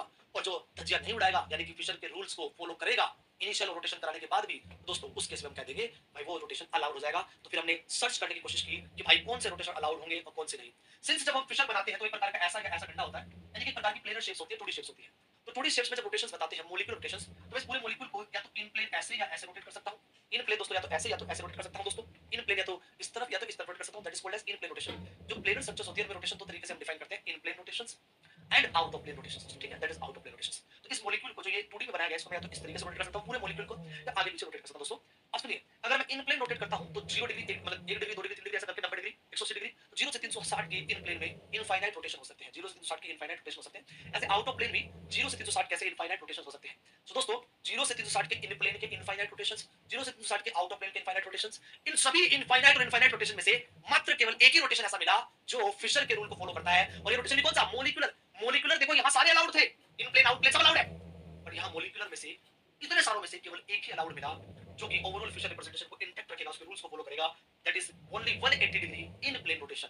इन प्लेन में 180 डिग्री, इन प्लेन में 180 डिग्री वाला ही अलाउड रोटेशन यहां कहलाया। इसके अलावा सभी के सभी नॉट अलाउड रोटेशन है, इसके अलावा किसी भी रोटेशन को तुम यहां नहीं करा सकते, नहीं करा सकते, नहीं करा सकते। एग्जांपल के तौर पे आइए जरा देखिए, जब हम कराने की कोशिश करेंगे तो कहानियां क्या होगी। लेट्स सपोज दोस्तों मान लीजिए ये तो क्या है, ये तो क्वेश्चन तुम घर पे करते हैं, इसको मैं यहां करवाऊंगा नहीं, do it at your home. सीधे मुद्दे की बात पे आते हैं। ये स्ट्रक्चर मान लीजिए मेरे पास दो, these are structures, two structures। इन टू स्ट्रक्चर्स की जब हम बात कर रहे हैं दोस्तों,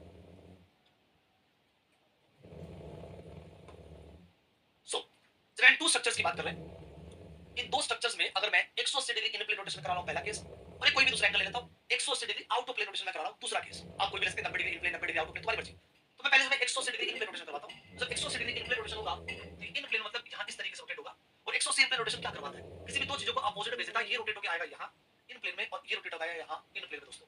ये दोनों बात करें, ये OH यहां पे है, रोटेट होकर आ जाएगा, इस H की जगह ले लेगा, ये H इस OH की जगह ले लेगा, ये दोनों आपस में इंटरचेंज होंगे। मतलब कुल मिलाकर सेंटर से कोई भी दो चीजें जो है अपोजिट में इंटरचेंज हो जाएगी, सेंटर से कोई भी दो चीजें अपोजिट में इंटरचेंज हो जाएंगी 180 के रोटेशन करने पर, ये दोनों आपस में और ये दोनों आपस में दोस्तों। 180 कराने पर कोई भी दो चीजें अपोजिट में चेंज जाती है। लेट्स सपोज यहां पे हम क्या करेंगे, COH और COH आपस में इंटरचेंज होंगे, COH और COH आपस में होंगे, तो कोई फर्क पड़ेगा नहीं दोस्तों। ये यहां आ जाएगा 180 पे रोटेट होगा और ये यहां आ जाएगा 180 पे रोटेट, ठीक है।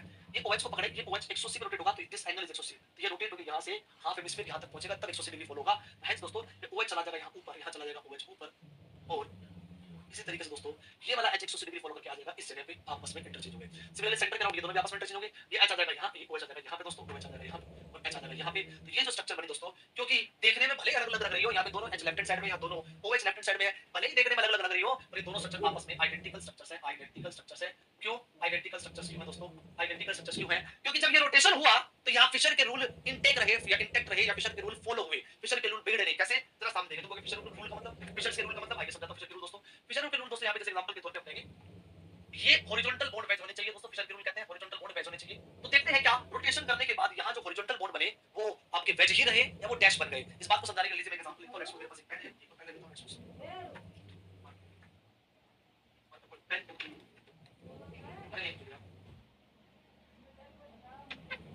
सो लेट्स सपोज हमने HOH जो दिखा रखा है, दिखाने में तो ये एक लाइन में दिखा रखा है, पर एक्चुअली में HOH वेज पे है।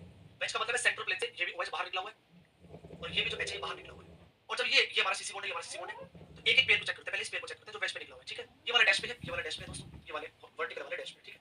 अब जब 180 डिग्री का रोटेशन करवाया जाएगा, तो 180 डिग्री इन प्लेन रोटेशन जब होगा, तो देखना ये वेज वाले क्या बनेंगे, वेज वाले वेज ही रहेंगे, वेज वाले डैश बन जाएंगे। तो 180 का रोटेशन करवाया, तो दोस्तों ये वेज वाले दोस्तों फिर से वेज में ही दोबारा कन्वर्ट हो रहे हैं। देखिए जो वेज वाले थे, सेंट इन प्लेन 180 कराने से अभी भी ये वेज पे ही रह रहे हैं, इनमें कोई प्रॉब्लम नहीं आई। ये वेज वाले दोस्तों 180 कराने से यहाँ रोटेट होकर यहाँ नीचे वाले वेज की पोजीशन ले लेंगे, और अभी भी वो वेज पे ही रह रहे हैं, इनमें कोई प्रॉब्लम नहीं आई, यहाँ वेज पे ही रह रहे हैं। ठीक है, बिल्कुल सही बात है। नीचे वाले वेज वालों की बात करते हैं, इनका क्या होगा? इन वेज वालों को जब रोटेट कराओगे 180 डिग्री पे, तो रोटेट कराने पर 180 में दोस्तों ये वेज वाले अभी भी वेज में ही रह रहे हैं, ये वेज वाले वेज में ही रह रहे हैं, हमें भी कोई दिक्कत नहीं है दोस्तों, वेज वाले वेज में ही रह रहे हैं। डैश वालों का क्या होगा? एक ही को पकड़ते हैं डैश वाले, ये डैश वाले 180 रोटेट कराओगे तो 180 पे सेम प्लेन रोटेट कराने पर डैश वाले डैश में ही रहेंगे, same plane rotation, same plane 180 rotation, ये दोनों डैश वाले हैं, सेम प्लेन रोटेशन कराएंगे तो डैश में ही रहेंगे, तुमसे दूर ही रहेंगे, बस आपस में पलट जाएंगे, डैश के डैश में ही रहेंगे। अब आइए दोस्तों, यहाँ हमने देखा इस 180 के रोटेशन कराने पर दोस्तों, इन प्लेन रोटेशन कराने पर दोस्तों, यहाँ फिशर्स के रूल मेंटेन रहे, फिशर्स के रूल दोस्तों मेंटेन रहे, और फिशर के रूल अगर मेंटेन रहेंगे तो ये रोटेशन अलाउड रोटेशन कहलाएगा। This rotation will be called as allowed rotation, allowed rotation, this rotation will be called as allowed rotation, अगर वो फिशर के रूल मेंटेन रखता है ड्यूरिंग रोटेशन।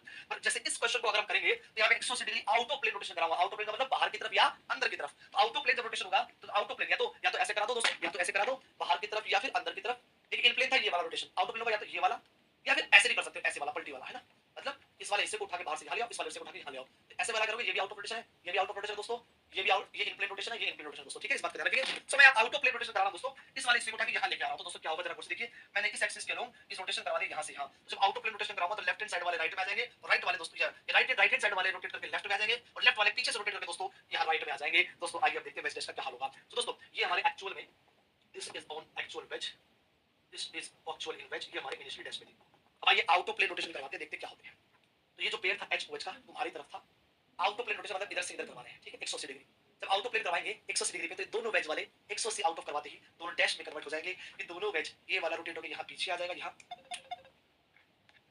और ये वाला रोटेट होकर 180 डिग्री यहाँ पीछे आ जाएगा यहाँ, दोनों आपस में 180 डिग्री पीछे चले जाएंगे, डैश पे चले जाएंगे। यानी कि जो यहाँ मॉलिक्यूल बनेगा, यहाँ जो मॉलिक्यूल बनेगा इसमें ये डैश पे आ रहे होंगे हॉरिजॉन्टल, यहाँ डैश पे आ रहे होंगे, यहाँ पे भी डैश पे आ रहे होंगे, यहाँ पे भी डैश पे आ रहे होंगे। जो OH आपका रोटेट करके यहाँ चला जाएगा दोस्तों, और H आपका रोटेट करके पीछे से यहाँ आ जाएगा। पर जो ये आएंगे तो ये डैश पोजीशन पे आएंगे दोस्तों, ये बॉन्ड एज इट इज दिखा दिया, इनके साथ भी सेम कहानी होगी, ये भी डैश पोजीशन पे आएंगे, ये भी डैश पोजीशन पे आएंगे, भले इधर OH आ जाए इधर H आ जाए, कोई फर्क नहीं पड़ता। आइए अब डैश वालों का क्या होगा इनका देख लेते हैं। ये ऊपर डैश वाला, नीचे डैश वाला, तो ऊपर नीचे जो डैश वाले होंगे आउट ऑफ प्लेन रोटेशन करवाएंगे, देखो आउट ऑफ प्लेन, ऊपर नीचे डैश, ये तुमसे दूर जा रहा है डैश, ये तुमसे दूर जा रहा है डैश, दोनों डैश वाले 180 डिग्री इन प्लेन रोटेशन कराएंगे, 180 degree sorry X out of plane, 180 degree out of plane मतलब ऐसा है तो पलटी मार कैसे लाएंगे, ऐसा है तो पलटी मार के जब ऐसा लाया तो ये जो वर्टिकल वाले हैं जो पहले डैश थी, अब 180 डिग्री आउट ऑफ प्लेन कराने पर तुम्हारी तरफ आ गए हैं, वेज बन गए हैं, तो ये वेज बन जाएंगे, ये वेज बन जाएंगे, और यहाँ पे फिशर्स की रूल्स की ऐसी की तैसी हो जाएगी, क्योंकि ये तो तुमने ऐसा बना के दिखाया। अगर तुम ऐसा बना के नहीं दिखाते तो तुम तो यहाँ क्या करते, नॉर्मल डंडे वाले को यहाँ पे ऐसा बना देते, इसको तो रोटेट करके तुम ऐसा कर देते कि भाई सर ये ऐसा है सर।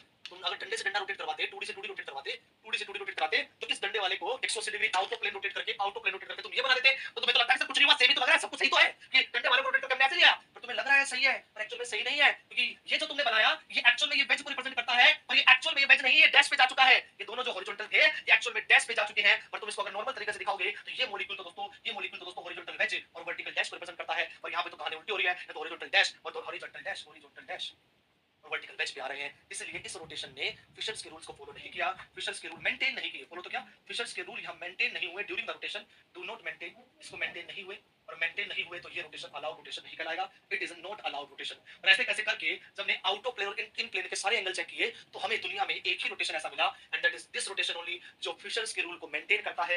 यही एक रोटेशन है जो फिशर्स के रूल को मेंटेन करता है, बाकी कोई नहीं करता दोस्तों, यही फिशर के रूल को मेंटेन करता है। और इसलिए आज तक हम स्टीरियोकेमिस्ट्री पढ़ते आए हैं कि फिशर में 180 डिग्री इन प्लेन रोटेशन करा दिया करो, ऐसा तुम पढ़ते आए हो, क्योंकि उसको कराने से आइडेंटिकल स्ट्रक्चर ही प्रोड्यूस होती है। बट अगर तुम आउट ऑफ प्लेन करवाओगे, मॉलिक्यूलर रोटेशन की बात कर रहा हूं, आउट ऑफ प्लेन करवाओगे तो उससे कोई भी स्ट्रक्चर आइडेंटिकल पैदा नहीं होगी, और इनफैक्ट इन प्लेन में भी 180 डिग्री के अलावा कोई कराओगे तो उनमें भी कभी आइडेंटिकल स्ट्रक्चर पैदा नहीं होगी, क्योंकि वो फिशर के रूल को मेंटेन नहीं कर पाते, धज्जियां उड़ जाती फिशर की। और फिशर तो कहेगा भाई तुम गए भाड़ में, मेरा रूल सबसे ऊपर, तुम मेरे रूल को फॉलो नहीं करोगे, तुम जाओ भाड़ में, मुझे नहीं मतलब, तुम्हें जो करना कर लो, मैं तो तुम्हें कह दूंगा डिस्क्वालीफाइड, खत्म कहानी। तो दोस्तों वेज डैश में all molecular rotations are allowed, Fischer में उन मॉलिक्यूलर में से भी, in plane out of plane में से भी एक ही एंगल है 180 डिग्री इन प्लेन, वही अलाउड है, इसके अलावा कोई अलाउड नहीं है।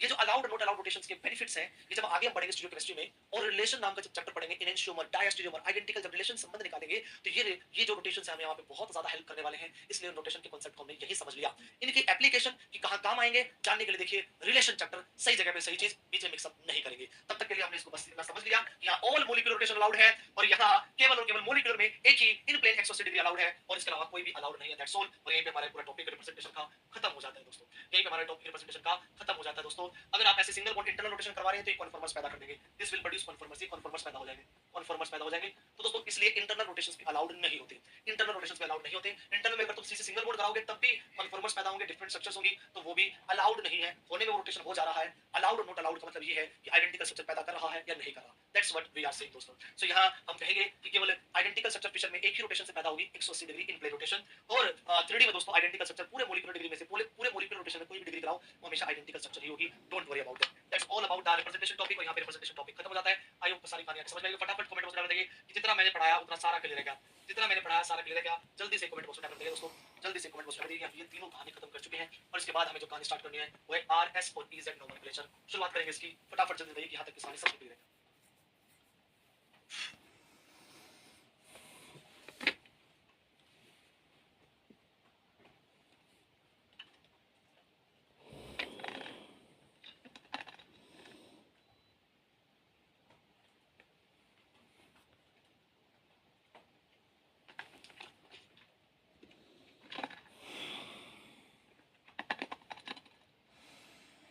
बहुत ही बढ़िया, गजब के लोग तुम तो भाई, समझदार हो रहे हो।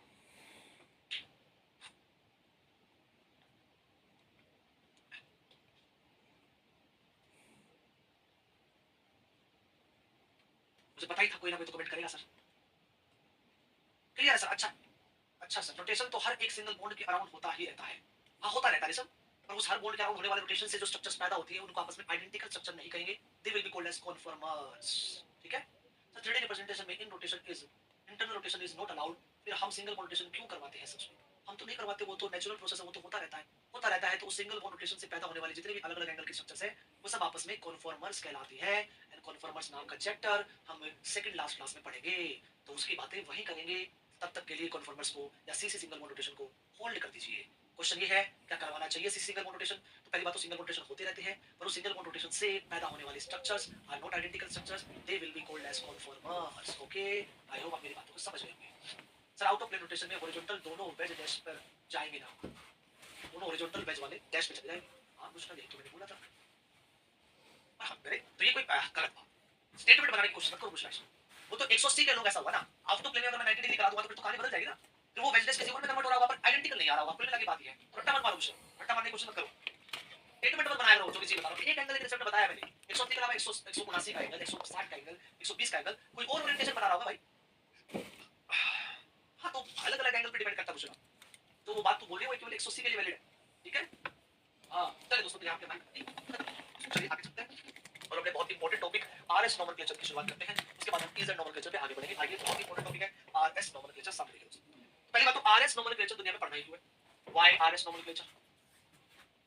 तुम पढ़ तो रहे हो पर तुमने कभी जाना क्या आरएस पढ़ते क्यों है? सर सिलेबस का पार्ट इसलिए पढ़ रहे हैं। नहीं ऐसा नहीं दोस्तों, it's not that type of something, मतलब ये कुछ ऐसा चीज नहीं है।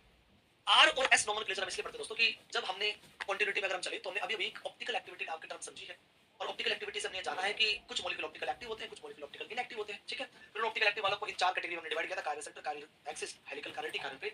बिल्कुल करके आए। इनमें बहुत सारे मॉलिक्यूल एक्टिव भी पाए जाते हैं पर कुछ ऐसे भी एग्जांपल देखने को मिले जो इनएक्टिव भी थे। बिल्कुल सही बात है। सो जो मॉलिक्यूल दुनिया में ऑप्टिकली एक्टिव करता है, एक्टिव रहता है, एक्टिविटी शो करता है, उसका दुनिया में एक non superimposable mirror image पक्का एग्जिस्ट करता है और उन दोनों का आपस में एनशोमर का नाम दिया था। Non superimposable mirror image having same molecular formula are enantiomers. ये बात ऑलरेडी बता चुका हूं। ठीक है। सो नाउ अगर मैं तुम्हें टास्क दूं कि मेरे पास मान लीजिए एक स्ट्रक्चर है, ठीक है, इस स्ट्रक्चर का हमने ऑप्टिकली एक्टिविटी पता किया तो लेट्स सपोज ना तो यूएस मिला ना सीओएस मिला तो कंपाउंड में कहलाएगा एक्टिव कहलाएगा। बिल्कुल सही है दोस्तों, ये काम हम कर चुके हैं। एक्टिव कहलाएगा तो दोस्तों इसका डेफिनेटली एक non superimposable mirror image पक्का एग्जिस्ट करेगा। Non superimposable mirror image पक्का एग्जिस्ट करेगा दोस्तों। और ये दोनों आपस में क्या कहलाएंगे दोस्तों? इसको मैं स्ट्रक्चर बोल देता हूं, इसको डिफरेंट स्ट्रक्चर बना देते हैं दोस्तों ऐसा, है ना। तो ये non superimposable mirror image है और इनको आपस में क्या बोलेंगे दोस्तों? दैट इज ये क्या कहलाएंगे? इनएंशोमर्स कहलाएंगे। अब मैं तुम्हें टास्क देता हूं भाई इस इनएंशोमर का आईयूपैक नेम लिखिए। Write down the IUPAC name of this type, this enantiomer, इस वाले का। तो ये डालोगे जो भी नाम है कैटेगरी स्टोरी है, मान लीजिए एक्सवाईजेड कोई नाम है। फिर मैं तुम्हें टास्क देता हूं कि भाई इस वाले इनएंशोमर का नाम लिखिए। मैंने एक बार टास्क दिया, इस वाले का नाम लिखो, आईयूपैक नेम लिखा, इस वाले का नाम तो आईयूपैक नेम। ये दोनों का मॉलिक्यूलर फॉर्मूला सेम है, सिर्फ एक दूसरे में non superimposable mirror image का रिलेशन है। आईयूपैक नेम एग्जैक्टली सेम आएगा, इनका आईयूपैक नेम क्या आएगा? एग्जैक्टली सेम आएगा। बिल्कुल सही बात है। अब एग्जैक्टली सेम आया पर लेट्स सपोज मैंने रिसर्च में एक रिएक्शन करी और वो इस स्ट्रक्चर के साथ करवाई और इस स्ट्रक्चर के साथ की गई रिएक्शन को मान लीजिए मैंने आईयूपैक नेम लिख के इस स्ट्रक्चर के साथ मैंने एक रिएक्शन करवाई और इसका मैंने आईयूपैक नेम लिख के तुम्हें एक मेल कर दिया कि तुम भी इसी स्ट्रक्चर के साथ आप जो है रिएक्शन करवा लेना। और दोस्तों उस आईयूपैक नेम का क्या पता तुमने ये मीनिंग निकाल दिया, क्योंकि दोनों का आईयूपैक नेम तो सेम ही लग रहा है अभी तक के अकॉर्डिंग। तो तुमने मान लीजिए जो मैंने तुम्हें आईयूपैक नेम इसका लिख के भेजा था, सिर्फ दोनों का आईयूपैक नेम सेम ही है, अभी तक तो सेम ही है। आगे इसमें डिफरेंस क्रिएट करने के लिए हम क्या करेंगे वो बात तो अलग है। सो अभी तक तो आईयूपैक नेम से मैंने लिख के दिया था ये मॉलिक्यूल, तो तुमने समझ लिया ये मॉलिक्यूल और इसकी रिएक्शन करा डाली और पता लगा रिएक्शन से कुछ और ही प्रोडक्ट पैदा हो गया है ना, कुछ और ही पैदा हो गया, तो ये तो गड़बड़ हो गया मामला। So we have to be differentiate this two structure through IUPAC naming. हमें इन दोनों स्ट्रक्चर को आईयूपैक नेमिंग के अकॉर्डिंग डिफरेंशिएट करना ही पड़ेगा और इनको डिफरेंशिएट करने के लिए दुनिया में इंट्रोड्यूस हुआ आरएस नोमेनक्लेचर। यही वो आरएस नोमेनक्लेचर है जो इनके आईयूपैक नेम के आगे एज अ प्रीफिक्स के रूप में लगा दिया जाता है, आर दिस आर दैट है ना, इस तरीके से आर उस मॉलिक्यूल का नाम, आर उस मॉलिक्यूल के आईयूपैक का नाम। दोस्तों सो सॉरी इनमें से कोई इनएंशियोमर के पेयर की जब बात करेंगे, क्योंकि यहाँ पे दो नाम है और दो ही इनएंशियोमर पेयर यहाँ पे हमारे पास है आपस में, दो स्ट्रक्चर इनएंशियोमर पेयर में, तो किसी एक को आर दिया जाएगा और किसी दूसरे को एस दिया जाएगा। If this is R this will be S, if this is R this will be S. तो हमें ये तो समझ में आ गया कि आरएस नोमेनक्लेचर के इनएंशियोमर्स की जो दो स्ट्रक्चर्स है उनका नाम बताने के लिए दोस्तों डिफाइन की गई है। तो अभी मुद्दा ये उठा कि जब आरएस एक नोमेनक्लेचर बन चुका है और हमारे बहुत काम आने वाला इनएंशियोमर को डिफरेंशिएट करने में आईयूपैक नेमिंग में इसका बहुत बड़ा रोल होगा। सो इन आरएस को निकाला कैसे जाएगा, अब कौन आर होगा और कौन एस होगा, इसको डिसाइड कैसे किया जाएगा, और इनको डिसाइड करने के लिए दुनिया में कुछ रूल्स आए, उन्हीं रूल्स को हमें पढ़ना है दोस्तों। आइए शुरुआत करते हैं उन्हीं रूल्स की दोस्तों। पर उन रूल्स को अप्लाई करने से पहले एक बात हमें समझ में आ चुकी है कि आरएस इनएंशियोमर्स के लिए डिफाइन होता है, ठीक है। फिर हमें ये भी बात पता है कि इनएंशियोमर्स इन्हीं चार सिस्टम में से कोई ना कोई पैदा होंगे, एंड जब इन्हीं चार सिस्टम में से कोई ना कोई पैदा होंगे तो इन चारों सिस्टम्स के लिए जब हम आरएस नोमेनक्लेचर पढ़ने लगेंगे तो तेरा स्ट्रक्चर बदलने पर, मतलब एक में कायरल सेंटर में कायरल एक्सिस में कायरल हेलिकल कैरिटी सिस्टम बदलने पर उनके आईयूपैक या फिर उनके आरएस नोमेनक्लेचर निकालने के जो रूल्स होंगे उनमें भी थोड़े थोड़े डिफरेंसेस आएंगे। हेंस आरएस नोमेनक्लेचर इन चारों सिस्टम के लिए सेम नहीं है, थोड़ा थोड़ा डिफरेंस है। तो पहले हम कायरल सेंटर के लिए आरएस नोमेनक्लेचर पढ़ेंगे, उसमें कुछ चेंजेस होंगे। फिर उसके बाद हम कायरल एक्सिस के लिए आरएस नोमेनक्लेचर पढ़ेंगे, then we will study RS nomenclature for chiral plane. और हेलिकल कैरिटी में आरएस नोमेनक्लेचर ना होके यहाँ पीएम नोमेनक्लेचर डिफाइन किया जाता है, यहाँ पीएम नोमेनक्लेचर डिफाइन करेंगे थोड़े से डिफरेंस ऑफ रूल्स के बाद दोस्तों। सो वन बाय वन हम इनको कंटिन्यू करेंगे और सबसे पहले हम शुरू करने जा रहे हैं कायरल सेंटर के लिए आरएस नोमेनक्लेचर। कायरल सेंटर के लिए RS nomenclature, that is RS nomenclature for chiral centre system. सबसे पहला यही हमारे सामने रूल चला रहा है। विशाल यार प्लीज बीच में कमेंट नहीं करने होते। विशाली अपना पहले तो लास्ट में बात करें, विशाली लेक्चर के लास्ट में बात करेंगे, अभी लेक्चर कोई मीटिंग है, बीच में कोई एक्स्ट्रा डिस्कशन नहीं, कोई एक्स्ट्रा बातें भी करनी है लेक्चर के लास्ट में, ठीक है। ओके चलिए प्लीज प्लीज आप फोकस करिए। सो आरएस नोमेनक्लेचर की बात कर रहे हैं और आरएस नोमेनक्लेचर हमने सबसे पहले कायरल सेंटर सिस्टम का पढ़ना है, then we will go to the chiral axis plane system, then we will go to the, बिल्कुल सेम पैटर्न में चल रहे हैं, बिल्कुल सेम समझ में आ रहा है ना। कायरल सेंटर के लिए आरएस नोमेनक्लेचर कैसे निकालेंगे, पहले एक कायरल सेंटर का सबसे बेसिक एग्जांपल ले लिया। एक कायरल सेंटर है एक कार्बन का, उस पे चार सब्स्टिट्यूएंट जुड़े हुए हैं, sp3 हाइब्रिडाइजेशन है, चार अलग-अलग सब्स्टिट्यूएंट जोड़ दिए, कोई भी जोड़ दो। अभी के लिए मैंने यहां पे रैंडम तरीके से abd जोड़ दिया, तो इसका आरएस नोमेनक्लेचर कैसे बताया जाएगा। तो आरएस नोमेनक्लेचर बताने के लिए कुछ रूल्स हैं, आइए उन रूल्स को मैं आपको सिखाता हूं, सामने देखिए। रूल नंबर 1 आरएस नोमेनक्लेचर के लिए एक एग्जांपल लिया, सबसे basic one carbon system, chiral centre system के लिए आरएस नोमेनक्लेचर निकाल रहे हैं और कायरल सेंटर सिस्टम के लिए आरएस नोमेनक्लेचर निकालने के रूल है। पहला रूल ये कहता है कि सबसे पहले प्रायोरिटी ऑर्डर डिसाइड करो। क्या डिसाइड करो, प्रायोरिटी ऑर्डर। किनका प्रायोरिटी ऑर्डर डिसाइड करें भाई, जो यार सब्स्टिट्यूएंट लगे हैं ए बी डी ई, अभी तो मैंने रैंडम लगा रखे ए बी डी, रियलिटी में कोई यहां पे सब्स्टिट्यूएंट होगा, fluorine chlorine bromine iodine hydrogen methyl methyl जो भी होंगे व्हाटएवर इट इज, तो जो सब्स्टिट्यूएंट्स हैं उनका प्रायोरिटी ऑर्डर डिसाइड करना है। क्या डिसाइड करना है, प्रायोरिटी ऑर्डर डिसाइड करना है, ठीक है। तुमने कहा सर ठीक है कर देंगे, बताओ कैसे करना है। तो दोस्तों प्रायोरिटी ऑर्डर डिसाइड करने का अपना खुद का एक रूल है। रूल्स ऑफ आरएस नोमेनक्लेचर में पहला रूल प्रायोरिटी ऑर्डर डिसाइड करना, और प्रायोरिटी ऑर्डर डिसाइड करने के खुद का एक सेट ऑफ रूल्स है, और प्रायोरिटी ऑर्डर डिसाइड करने का जो सेट ऑफ रूल्स है उसको कहते हैं सीआईपी रूल्स। उसको क्या कहते हैं, सीआईपी रूल्स। अच्छा अच्छा, अक्सर कुछ बच्चे यहां पे कंफ्यूज जाते हैं, वो कहते हैं कि आरएस नोमेनक्लेचर निकालने का जो रूल होता है सीआईपी रूल होता है। अरे सीआईपी रूल तो प्रायोरिटी ऑर्डर डिसाइड करने का रूल है, और प्रायोरिटी ऑर्डर डिसाइड करना आरएस नोमेनक्लेचर निकालने के रूल का एक स्टेप है। आरएस नोमेनक्लेचर निकालने में और भी स्टेप्स होते हैं भाई, ये तो एक ही स्टेप है ना, तो ध्यान रखिए, डिफरेंस ध्यान रखिए दोनों का। सो आरएस नोमेनक्लेचर निकालने का जो पहला रूल है वो है प्रायोरिटी ऑर्डर डिसाइड करना, और प्रायोरिटी ऑर्डर डिसाइड करने के लिए जो रूल्स है वो सीआईपी बाबा, तीन बाबाओं ने मिलकर दिए, कैन इंगोल्ड परलोग, उन्हीं के नाम पे ये रूल रखा गया है सीआईपी रूल। ये सीआईपी रूल क्या है, ये अपने आप एक सेट ऑफ रूल्स है जो मैं थोड़ी देर बाद सिखाऊंगा। अभी के लिए मैं मान लेता हूं, क्योंकि मुझे आगे का प्रोसीजर भी जानना है, तो सीआईपी क्योंकि अपने आप में एक अच्छा खासा बड़ा रूल है, वो समझाऊंगा थोड़ी देर के बाद, फिर उसको डिटेल में कवर अप भी करेंगे। अभी के लिए इस क्वेश्चन के लिए या इस एग्जांपल के लिए मैं मान लेता हूं, लेट अज्यूम, मान लिया, क्या मान लिया, क्या मान लिया, लेट मैंने मान लिया, अकॉर्डिंग टू सीआईपी, मान लिया मैंने अकॉर्डिंग टू सीआईपी बाबा, सीआईपी रूल, मैंने मान लिया कि ए की प्रायोरिटी सबसे ज्यादा है, देन बी की प्रायोरिटी है, देन डी की प्रायोरिटी है, और देन ई की प्रायोरिटी। मान लिया कोई ऑब्जेक्शन नहीं होना चाहिए इस पे, तुम भी मान सकते हो कुछ भी ऑर्डर, तो मैंने ये ऑर्डर मान लिया। अब ये ऑर्डर निकलेगा कैसे, वो तो सब्स्टिट्यूएंट जब दिए होंगे तब मैं निकालना सिखाऊंगा, नहीं निकालना सिखाऊंगा, डोंट वरी। अभी के लिए मान लेते हैं ये ऑर्डर है। अगर ऑर्डर ऐसा है तो जिसकी प्रायोरिटी सबसे ज्यादा होगा उसको 1 नंबर असाइन करेंगे, सेकंड वाले को सेकंड नंबर, तीसरे वाले को तीसरा नंबर, और लास्ट वाले को फोर्थ नंबर। चार सब्स्टिट्यूएंट है, चारों की प्रायोरिटी हमने नंबरिंग के अकॉर्डिंग डिसाइड कर दी। इसको नंबर 1 2 दे दिया, इसको नंबर 2 दे दिया, डी वाला नंबर 3 है, ई वाला नंबर 4 है। ये चार प्रायोरिटी हमने यहां पे डिसाइड कर दी, सब्स्टिट्यूएंट्स के लिए एक्सपोज कर दी। तो दोस्तों यहाँ पे मुद्दा आता है कि RS nomenclature course chiral centre कहता है कि पहले तो प्रायोरिटी ऑर्डर डिसाइड कर लो, कर लिया, लेट्स सपोज। करने के बाद कहता है कि जब तुम ये प्रायोरिटी ऑर्डर डिसाइड कर लो तो सेकंड काम होता है, सेकंड रूल है कि आप पॉइंट ऑफ व्यू डिसाइड करो। सेकंड रूल है दोस्तों क्या, कि पॉइंट ऑफ व्यू डिसाइड करो। तुमने कहा कैसा पॉइंट ऑफ व्यू, क्या करें बताओ। तो इस रूल ने कहा, आरएस नोमेनक्लेचर के सेकंड रूल ने कहा कि पॉइंट ऑफ व्यू डिसाइड करो और ऐसी नजर से मॉलिक्यूल को देखो, मॉलिक्यूल को ऐसी नजर से देखो जहां से फोर्थ प्रायोरिटी, कौन सी, चौथे नंबर की प्रायोरिटी, फोर्थ प्रायोरिटी आपसे दूर जा रही हो। जिस पॉइंट ऑफ व्यू से आप देख रहे हो उससे दूर जानी चाहिए। तो उसने बोला कि प्रायोरिटी इस प्रकार से सेट करो कि fourth priority away from you चले जाए। कहां चले जाए, अवे फ्रॉम यू चले जाए। तो फोर्थ प्रायोरिटी है ये अवे फ्रॉम यू कैसे जाएगी दोस्तों। तो दो तरीके समझेंगे, पहला स्टैंडर्ड तरीका समझने का, दो तरीके समझा रहा हूं। पहला स्टैंडर्ड तरीका समझेगा कि चौथी प्रायोरिटी अवे कैसे करें। देखो जिस प्रायोरिटी को तुम्हें अवे करना हो उसका पॉइंट ऑफ व्यू क्या होगा, किस पॉइंट ऑफ व्यू से ये दूर जा रही होगी। तो वो बड़ा आसान तरीका होता है कि भाई साहब जिसका बारे में चर्चा की जा रही है, फोर्थ प्रायोरिटी के बारे में चर्चा की जा रही है, उसको छोड़ दो, चौथी को छोड़ दो, बाकी जो तीन प्रायोरिटीज है उनके सेंटर को ज्वाइन कर दो। तो लीजिए बाकी तीन प्रायोरिटीज ये और ये इनके सेंटर को ज्वाइन कर दिया, मिलाया तो यहाँ पे एक इक्विलेटरल ट्रायंगल बन जाएगी। Here it will exist an equilateral triangle, है ना। हम जानते हैं कि जो टेट्राहेड्रल सिमेट्री होती है उसमें तीन को जोड़ते हैं तो इक्विलेटरल ट्रायंगल बनती है। एंड नाउ इस इक्विलेटरल ट्रायंगल के सेंटर से देखो, इस इक्विलेटरल ट्रायंगल के सेंटर से जब तुम देखोगे दोस्तों, यहां से जब तुम आंख लगा के देखोगे दोस्तों, यहां आंख लगा के जब देखोगे, इस सेंटर से देखोगे परपेंडिकुलर, बिल्कुल एग्जैक्टली परपेंडिकुलर, बिल्कुल एग्जैक्टली परपेंडिकुलर सेंटर से देखोगे, ये चीज तुम्हें बिल्कुल दूर जाती हुई नजर आएगी, वो चीज तुमसे अपने से दूर जाती हुई नजर आएगी। That is standard method. इस पॉइंट ऑफ व्यू से देखोगे तो चार तुम्हें अपने से दूर जाता हुआ नजर आएगा और यही पॉइंट ऑफ व्यू हमें सिलेक्ट करना था। कर लिया आपने, कर लिया, बिल्कुल कर लिया। पॉइंट ऑफ व्यू ऐसा पकड़िए जहां से चार आपसे दूर जा रहा हो। तो उसका तरीका क्या, उसको छोड़ के बाकी तीनों को जोड़ दो, उसके परपेंडिकुलर ट्रायंगल का परपेंडिकुलर देखो, चौथा अपने आप ऑटोमेटिकली दूर चला जाएगा दोस्तों। दैट्स इट, हमने कर दिया। अब ना, अब क्या करें। ऐसा करने के बाद अब आपको साइकिल घुमानी है, चक्कर व्यू चलाना है, और वो चक्कर व्यू 1 से चालू होकर 2 पे जाएगा, 2 से चालू होकर 3 पे जाएगा। और वो कैसे करेंगे देखिए, कमाल की बात है, जब ऐसे पॉइंट ऑफ व्यू से देखेंगे तो ये 1 2 और 3 इसी इक्विलेटरल ट्रायंगुलर प्लेन में लाई कर रहे हैं, है ना। एक ही टिल्टेड ट्रायंगुलर प्लेन में 1 2 और 3 लाई कर रहे हैं। तो तुम्हें क्या करना है, 1 2 3 के अलोंग साइकिल चलाना है। ऐसा करने के बाद 1 2 3 के अलोंग साइकिल चलाना है तो साइकिल कैसे चलेगा, 1 से जाएगा दोस्तों 2, 2 से जाएगा दोस्तों 3, और किस तरीके से साइकिल चल जाएगा, 1 से जाएगा 2, 2 से जाएगा 3, हमेशा जाएगा सीक्वेंस 1 से 2, 2 से 3 ही जाएगा। ऐसा नहीं कि तुम 1 से 3 करके 2 ले जाओ ना, 1 से 2 से 3 जाएगा। और जब ऐसा साइकिल चलाएंगे तो फिर साइकिल के डायरेक्शन को ऑब्जर्व करना है। अगर साइकिल की डायरेक्शन क्लॉकवाइज आ जाए तो इस कायरल सेंटर को, इस कायरल सेंटर को, कार्बन कायरल सेंटर है, इस कायरल सेंटर को आर कॉन्फिगरेशन असाइन कर देंगे। और साइकिल अगर एंटी क्लॉकवाइज आई, ऐसा करने पर साइकिल अगर एंटी क्लॉकवाइज आई तो उसे एस कॉन्फिगरेशन असाइन कर देंगे। तो दोस्तों चेक करते हैं, ये हमने रोटेशन कराया 1 से 2 से 3। सो मैं as a tilted point of view से देख रहा हूं, 1 ऊपर है, 2 यहां पे है, 3 यहां पे बेंच पे है। 1 से 2 से 3 जब जोड़ रहा हूं, देखिए 1 और 2 प्लेन में है, 3 नंबर जो है वो बेंच पे है।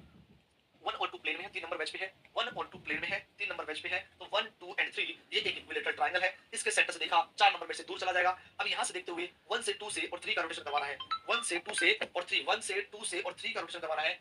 1 से 2 से 3 का रोटेशन, 1 से 2 से 3 का रोटेशन। ध्यान दीजिए, 1 से 2 गए और 2 से 3 गए, तो 1 से 2 से 3 का जब रोटेशन करवाएंगे, इट्स अ क्लॉकवाइज रोटेशन। तो आपको चेक करना है इस पॉइंट ऑफ व्यू से ये रोटेशन कैसा है। तो यहां से 1 से गया तो मैं 1 से राइट हैंड की तरफ जा रहा हूं, तो राइट हैंड वाला रोटेशन आपका क्लॉकवाइज रोटेशन होगा। लेफ्ट हैंड की तरफ जाओगे तो वो आपका एंटी क्लॉकवाइज रोटेशन होगा। जैसे घड़ी होती है ना, घड़ी में राइट हैंड की तरफ जाओगे तो it's clockwise rotation, left hand की तरफ जाओगे तो इट्स एंटी क्लॉकवाइज रोटेशन, है ना। तो ऐसे ही आप यहां से भी ध्यान रख सकते हैं कि मैं सेंटर से यहां राइट में जा रहा हूं 2 पे, और ये क्लॉकवाइज रोटेशन को रिप्रेजेंट कर रहा है, and this rotation is clockwise. Hence यहां पे जो कायरल सेंटर होगा उसको आर कॉन्फिगरेशन दी जाएगी, यानी इस कायरल सेंटर को यहां पे आर कॉन्फिगरेशन दी जाएगी। ध्यान से सुनिए, जब हम कॉन्फिगरेशंस की बात करते हैं यानी कि नोमेनक्लेचर की बात करते हैं, तो जितने कायरल सेंटर होंगे सबका अलग-अलग कॉन्फिगरेशन, यानी सबका अलग-अलग आरएस नोमेनक्लेचर निकाला जाएगा। जितनी कायरल एक्सिस होंगी हर एक एक्सिस का अलग-अलग कायरल, हर एक एक्सिस का अलग-अलग आरएस नोमेनक्लेचर निकाला जाएगा। जितने कायरल प्लेन होंगे उतने ही अलग-अलग आरएस नोमेनक्लेचर डिफाइन होंगे। तो जितने सिस्टम होंगे उतने ही अलग-अलग आरएस नोमेनक्लेचर होंगे। हर रिस्पांसिबल जो हमारा यहाँ पे सिस्टम है, चाहे वो कायरल सेंटर, चाहे कायरल एक्सिस, कायरल प्लेन है, सबका अलग-अलग आपका आरएस नोमेनक्लेचर निकाला जाएगा। लेट्स सपोज एक मॉलिक्यूल है जिसमें कायरल सेंटर भी है, कायरल एक्सिस भी है, कायरल प्लेन भी है,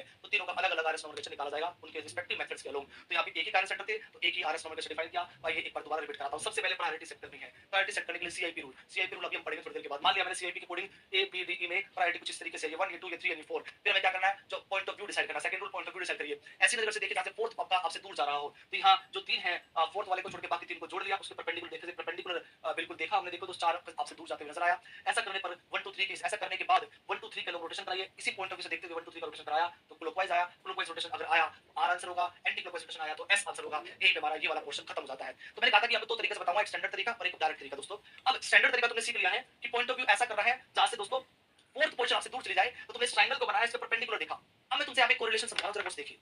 इस पॉइंट ऑफ व्यू से देखने पर 4 तुमसे दूर जा रहा है, और तुम्हारे फ्रंट पॉइंट ऑफ व्यू से देखने पर भी यहां से देखने पर भी 4 प्लेन के पीछे है, 4 प्लेन के पीछे है, तभी तो डैश पे है दोस्तों। वो ट्रायंगुलर पॉइंट ऑफ व्यू और ये तुम्हारा पॉइंट ऑफ व्यू दोनों 4 को तुमसे दूर ले जाएंगे। एक बात।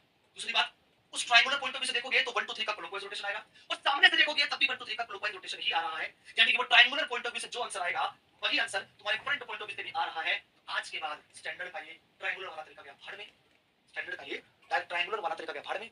आज के बाद कोई भी क्वेश्चन आएगा, आज के बाद अगर कोई भी क्वेश्चन आएगा, एग्जांपल के तौर पे लेट्स सपोज मैंने क्वेश्चन दिया ए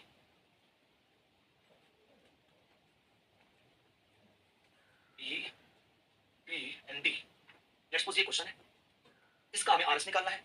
सो दोस्तों मैंने प्रायोरिटी वही रखी, लेट मैंने मान लिया सीआईपी के अकॉर्डिंग ए की प्रायोरिटी ज्यादा देन बी की देन डी की देन ई की। ठीक है, तो ये 1 हो जाएगा, बी वाला 2 हो जाएगा, डी वाला देखिए बी अब की बार मैंने यहाँ लिखा है, बी वाला 2 हो जाएगा, डी अब की बार मैंने यहाँ लिखा 3 हो जाएगा, और ई वाला 4 का 4 ही रहा। तो अब की बार 4 प्रायोरिटी ऑर्डर तो डिसाइड कर लिया पहले काम के अकॉर्डिंग। अब हमें पॉइंट ऑफ व्यू डिसाइड करना है। तो पॉइंट ऑफ व्यू डिसाइड करने में दिमाग यहाँ पे ज्यादा लगेगा नहीं, क्यों?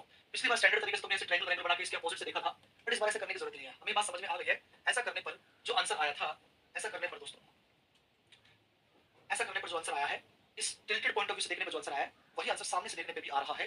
तो आज के बाद ये ट्रायंगल वाला तरीका हम कहेंगे कि अच्छा है, स्टैंडर्ड अच्छा है, पर हमारा काम जब आसानी से हो रहा है तो आसानी से करेंगे। हमें केवल इतना ध्यान रखना है कि 4 पोजीशन हमसे दूर जानी चाहिए। अब वो जो एग्जैक्टली अपोजिट जा रही हो या तुमसे थोड़ा सा टिल्टेड पोजीशन में दूर जा रही हो, देखिए इस एंगल से देखोगे, इस एंगल से देखोगे तो ये परपेंडिकुलरली एग्जैक्टली अपोजिट तुमसे जा रहा है ना? और जब फ्रंट एंगल से देखोगे तो टिल्टेड जा रहा है, मतलब फ्रंट एंगल से देखोगे दोस्तों, फ्रंट एंगल से सेंट्रल प्लेन नहीं रहा, फ्रंट एंगल से सेंट्रल प्लेन नहीं है, थोड़ा सा ऐसे जा रहा है, एग्जैक्टली अपोजिट नहीं जा रहा है, थोड़ा टिल्टेड वे में जा रहा है। पर वो एग्जैक्टली पीछे जाए या थोड़ा टिल्टेड वे में जाए, जा तो पीछे ही रहा है ना, जा तो डैश पे ही रहा है ना, तो डैश पे जाना चाहिए, बात खत्म। और वो डैश पे तुम्हें जिस भी पॉइंट ऑफ व्यू से नजर आ रहा हो वही तुम्हारा सही पॉइंट ऑफ व्यू है, वो सारा पॉइंट ऑफ व्यू तुम्हारा सही पॉइंट ऑफ व्यू है, उन सभी पॉइंट ऑफ व्यू से सेम आंसर आएगा। फोर्थ पोजीशन डैश पे होनी चाहिए, बात खत्म। एग्जैक्टली अपोजिट छोड़ दो, डैश पे होनी चाहिए। तो डैश पे तो सामने से ही आ रही है, तो ये तो सीधा सीधा सामने से ही हम कह देंगे भाई डैश पे है। ये तो सामने से हम कह देंगे दोस्तों क्या है, डैश पे है। ये तो सामने से सामने से डैश है, तो डैश डैश है, मुद्दा खत्म। रोटेशन कराओ, डैश है, ओके चलो, no need of triangle angle, सीधा 1 2 3 का रोटेशन कराओ, अच्छा डैश है, और चौथी पोजीशन डैश पे, काम खत्म। फोर्थ पोजीशन को हमें डैश पे भेजना, बस इतना काम करना था। फोर्थ पोजीशन डैश पे जा चुकी है, किसी भी जगह से नजर आ रही हो डैश पे, बहुत अच्छी बात है। मुझे सामने से डैश पे नजर आ रही है, काम खत्म। 1 2 3 का रोटेशन करवा दो, 1 से यहां अब की बार 2 इधर आना पड़ेगा, तो 1 से 2 से 3 इधर है दोस्तों, 1 से 2 से 3 अब की बार इधर है, so it's anti clockwise rotation. Left hand की तरफ जाएगा तो एंटी क्लॉकवाइज है, राइट हैंड की तरफ जाएगा तो क्लॉकवाइज है। लेफ्ट हैंड की तरफ जाएगा, फोर्थ पोजीशन आपकी डैश पे मानते हुए दोस्तों जब हम देखेंगे, और 1 2 3 का अगर एंटी क्लॉकवाइज रोटेशन आ जाए तो एस कॉन्फिगरेशन असाइन होगी। यही आपने लिखा है कि अगर क्लॉकवाइज रोटेशन आए तो आर, एंटी क्लॉकवाइज रोटेशन आए तो एस दोस्तों। अब इस तरीके से अब की बार इस कार्य सेंटर का एस कॉन्फिगरेशन डिफाइन कर दिया जाएगा, काम खत्म दोस्तों। यहीं पे हमारा काम खत्म हो गया है। आरएस नोमेनक्लेचर हमने इस सिस्टम का निकालना सीख लिया है। इसके और भी एग्जांपल करेंगे, वो अगली क्लास में करेंगे दोस्तों, वो हम अगली क्लास में करेंगे। अभी के लिए यहाँ पे एक बात और बताता हूँ, यहाँ पे जो आर वर्ड यूज किया गया that is for rectus. Rectus एक फॉरेन लैंग्वेज वर्ड है, उसी का मतलब होता है राइट हैंड रोटेशन, उसी का वर्ड है आर। एस का मतलब होता है सिनिस्टर, वो एक लेफ्ट हैंड रोटेशन को रिप्रेजेंट करता है, उसी का एस निकाल के यहाँ पे एस कॉन्फिगरेशन असाइन की गई दोस्तों। तो आर और S, I don't know it is French words और German words, I don't know क्या है, कौन से वर्ड्स है, बट वो रेक्टस और सिनिस्टर का मतलब होता है, उसी से आर और एस निकल के आया दोस्तों। उससे तुम्हें जानने की जरूरत नहीं है। Clockwise R, anticlockwise S. इसके कुछ और भी केसेस हैं, क्योंकि अभी तो तुम्हें ये क्वेश्चन हो और चाहे ये क्वेश्चन हो, दोनों ही क्वेश्चन में फोर्थ पोजीशन एग्जामिनर ने खुद से चौथे नंबर की पोजीशन डैश पे लाके दी है। फोर्थ पोजीशन डैश पे, फोर्थ पोजीशन डैश पे, दोनों ही सिचुएशन में फोर्थ पोजीशन तुम्हें बाय डिफॉल्ट डैश पे बना के दी है। क्या होगा कि फोर्थ पोजीशन वेज पे आ जाए, क्या होगा कि फोर्थ पोजीशन इन प्लेन आ जाए, दोनों में से कहीं भी आ जाए। तो तब कैसे क्वेश्चन सोल्व करेंगे उसको जानने के लिए मिलेंगे अगली क्लास में दोस्तों। तब तक के लिए धन्यवाद, bye take care, all the best all of you, bye bye, good night, take care. And यहीं से हमारी आरएस नोमेनक्लेचर की शुरुआत भी होती है और अगले लेक्चर में आरएस नोमेनक्लेचर अगली क्लास में खत्म भी हो जाएगा। और कल क्लास में खत्म करने के बाद फिर हमारे पास 3 लेक्चर का टॉपिक बचेगा, 3 लेक्चर हम अगले हफ्ते करेंगे। धन्यवाद दोस्तों, bye take care, good night, take care, good night, good night. प्यार से करेंगे, बिल्कुल मजे तरीके से टेंशन ना लो, सब समझ में आएगा, एक एक क्वेश्चन समझ में आएगा। मैं कह रहा हूं तुम्हारा आरएस ऐसा हो जाएगा कि तुम कभी जिंदगी में आरएस गलती नहीं करोगे, मेरी बातों को फॉलो करते रहे तो।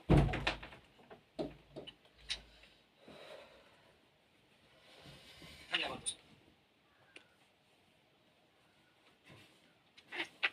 आप जिसको एक्स्ट्रा बातें करनी थी करो भाई, किसको क्या पूछना था वैशाली। अगर आप लेक्चर बहुत ज्यादा मिस कर चुके हो तो अपना बैच चेंज करा लो। हालांकि लेटेस्ट बैच जो अवेलेबल है उसके अकॉर्डिंग रहेगा, बीएलसी में तो मैंने स्टार्ट नहीं हुआ है। बहुत ज्यादा मिस है, मतलब 150 लेक्चर, 200 लेक्चर या फिर 150 तो ही नहीं है, मतलब 50 लेक्चर अगर मिस है तो फिर तो वही बैच चेंज कर लो। अगर 5 10 15 है तो फिर उनको कवर करो। वो असाइनमेंट ऑलरेडी अपलोड करवा चुका हूं सोनालिका जी, कितने लोग उसको चेक करो। 20 मॉलिक्यूल का असाइनमेंट ऑलरेडी अपलोड हो चुका है, चेक इट इन बैच। और अगर नहीं है तो 8800443866 उस नंबर पे कॉल करके बता दो कौन सा बैच। इसके अलावा कोई डिस्कशन नहीं तो द एंड ऑफ क्लास बाबा टेक के चाहिए अपना अगले लेक्चर का इंतजार। तो वो बैच टेस्ट कैसे लोकेट करने हैं, रिप्रेजेंटेशन करके लो। अल्फाज अंसारी जी भाई इसके लिए रिपीट करके देखें लेक्चर को, खुद से कुछ मॉलिक्यूल को टेस्ट करिए और पेपर, तभी समझ में आएगा। असाइनमेंट नहीं आ रहा है, अरे भाई सारे असाइनमेंट नहीं आते हैं, कॉम्प्लीमेंट्री असाइनमेंट जो टीचर कहता है वही वो लोग डालते हैं। और हम इस स्टूडियो केमिस्ट्री में केवल एक ही असाइनमेंट है, असाइनमेंट नंबर 1, वो आपको फ्री में दिया गया है। इसके अलावा बाकी सारे असाइनमेंट हमारी हार्ड कॉपी नाम की बुकलेट होती है, स्प्रिंट नाम की बुकलेट, जो कि एक एडवांस स्टडी किट है, उसका एक हिस्सा है। तो advance study kit hard copy के रूप में होता है, इसमें स्प्रिंट मैराथन गोल नाम की बुकलेट्स होती है, 10 से 12 बुकलेट्स होती है, वो आपको ऑर्डर करके मंगवानी होती है, सेपरेटली बाय करनी पड़ती है। उसमें वो सारे क्वेश्चंस होते हैं, असाइनमेंट वाले क्वेश्चन भी उन्हीं होते हैं। तो जिसके पास असाइनमेंट नहीं है, जो फ्री असाइनमेंट 1 2 होते हैं वो तो हम अपलोड कर देते हैं, जो हमें लगता है फैकल्टी को हर एक लेक्चर में जरूरी भी नहीं है। जैसे स्टूडियो केमिस्ट्री में एक लेक्चर मैंडेटरी एक असाइनमेंट होता है, इस मॉलिक्यूलर वाला वो फ्री होता है, तो उसको हम देते हैं। उसके अलावा बाकी सभी असाइनमेंट जो है उस प्रिंट आपकी बुकलेट में अवेलेबल होंगे, जो कि आपको बाय करनी पड़ेगी सेपरेटली, ठीक है। बाय करने से स्टडी बाय नहीं किया, क्वेश्चन वहीं से प्रैक्टिस। सुबह की सारी क्लास कंटिन्यू कब से होगी? निकिता सारी क्लास कंटिन्यू चल रही है निकिता, डेली क्लास हो रही है सुपर बैच की, कंटिन्यू होने का क्या मतलब है? कंटिन्यू ही चल रही है, डेली क्लास ही तो हो रही है। वेडनेसडे ट्यूसडे टू संडे 6 दिन क्लास होना बहुत बड़ी बात है भाई। सारी क्लास है, इसके बाद जीओसी चल रही है तो सुपर बैच मतलब कंटिन्यू ही तो क्लास चल रही है भाई।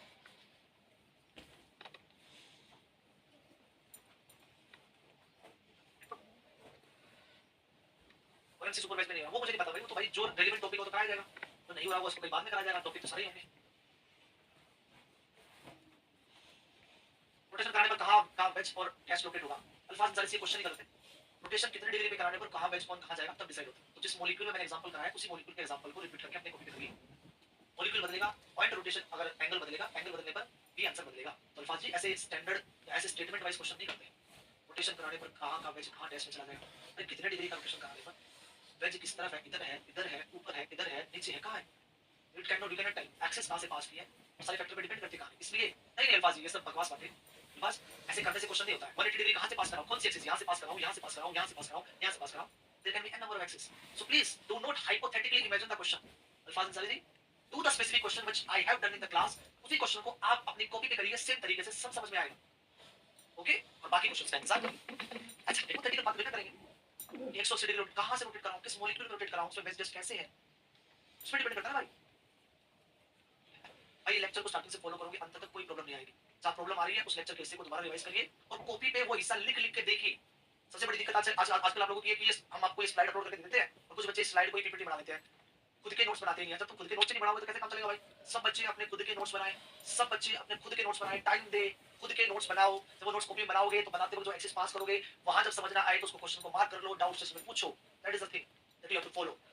जब उसको वहां इमेजिन करोगे तो वहां जो दिक्कत आएगी वो स्पेसिफिक प्रॉब्लम बताओ जब डाउट सेशन चल रहा हो। अरे हाँ यार बुशरा यार, ऐसे अननेसेसरी क्वेश्चंस का कोई मतलब नहीं होता ना। बुशरा हर बैच में सिलेबस कंप्लीट होता है। क्या आप सुपर बैच में सिलेबस कंप्लीट होगा नहीं होगा? वाह बड़ी अच्छा क्वेश्चन है। हर बैच में होता है और कोई बैच नहीं लेगा सबसे syllabus. Please okay don't worry about that. इसमें कब कराना कौन सा टॉपिक वो हमारा हेडेक होता है। आज कराए कल कराए दैट्स आवर हेडेक। धन्यवाद दोस्तों।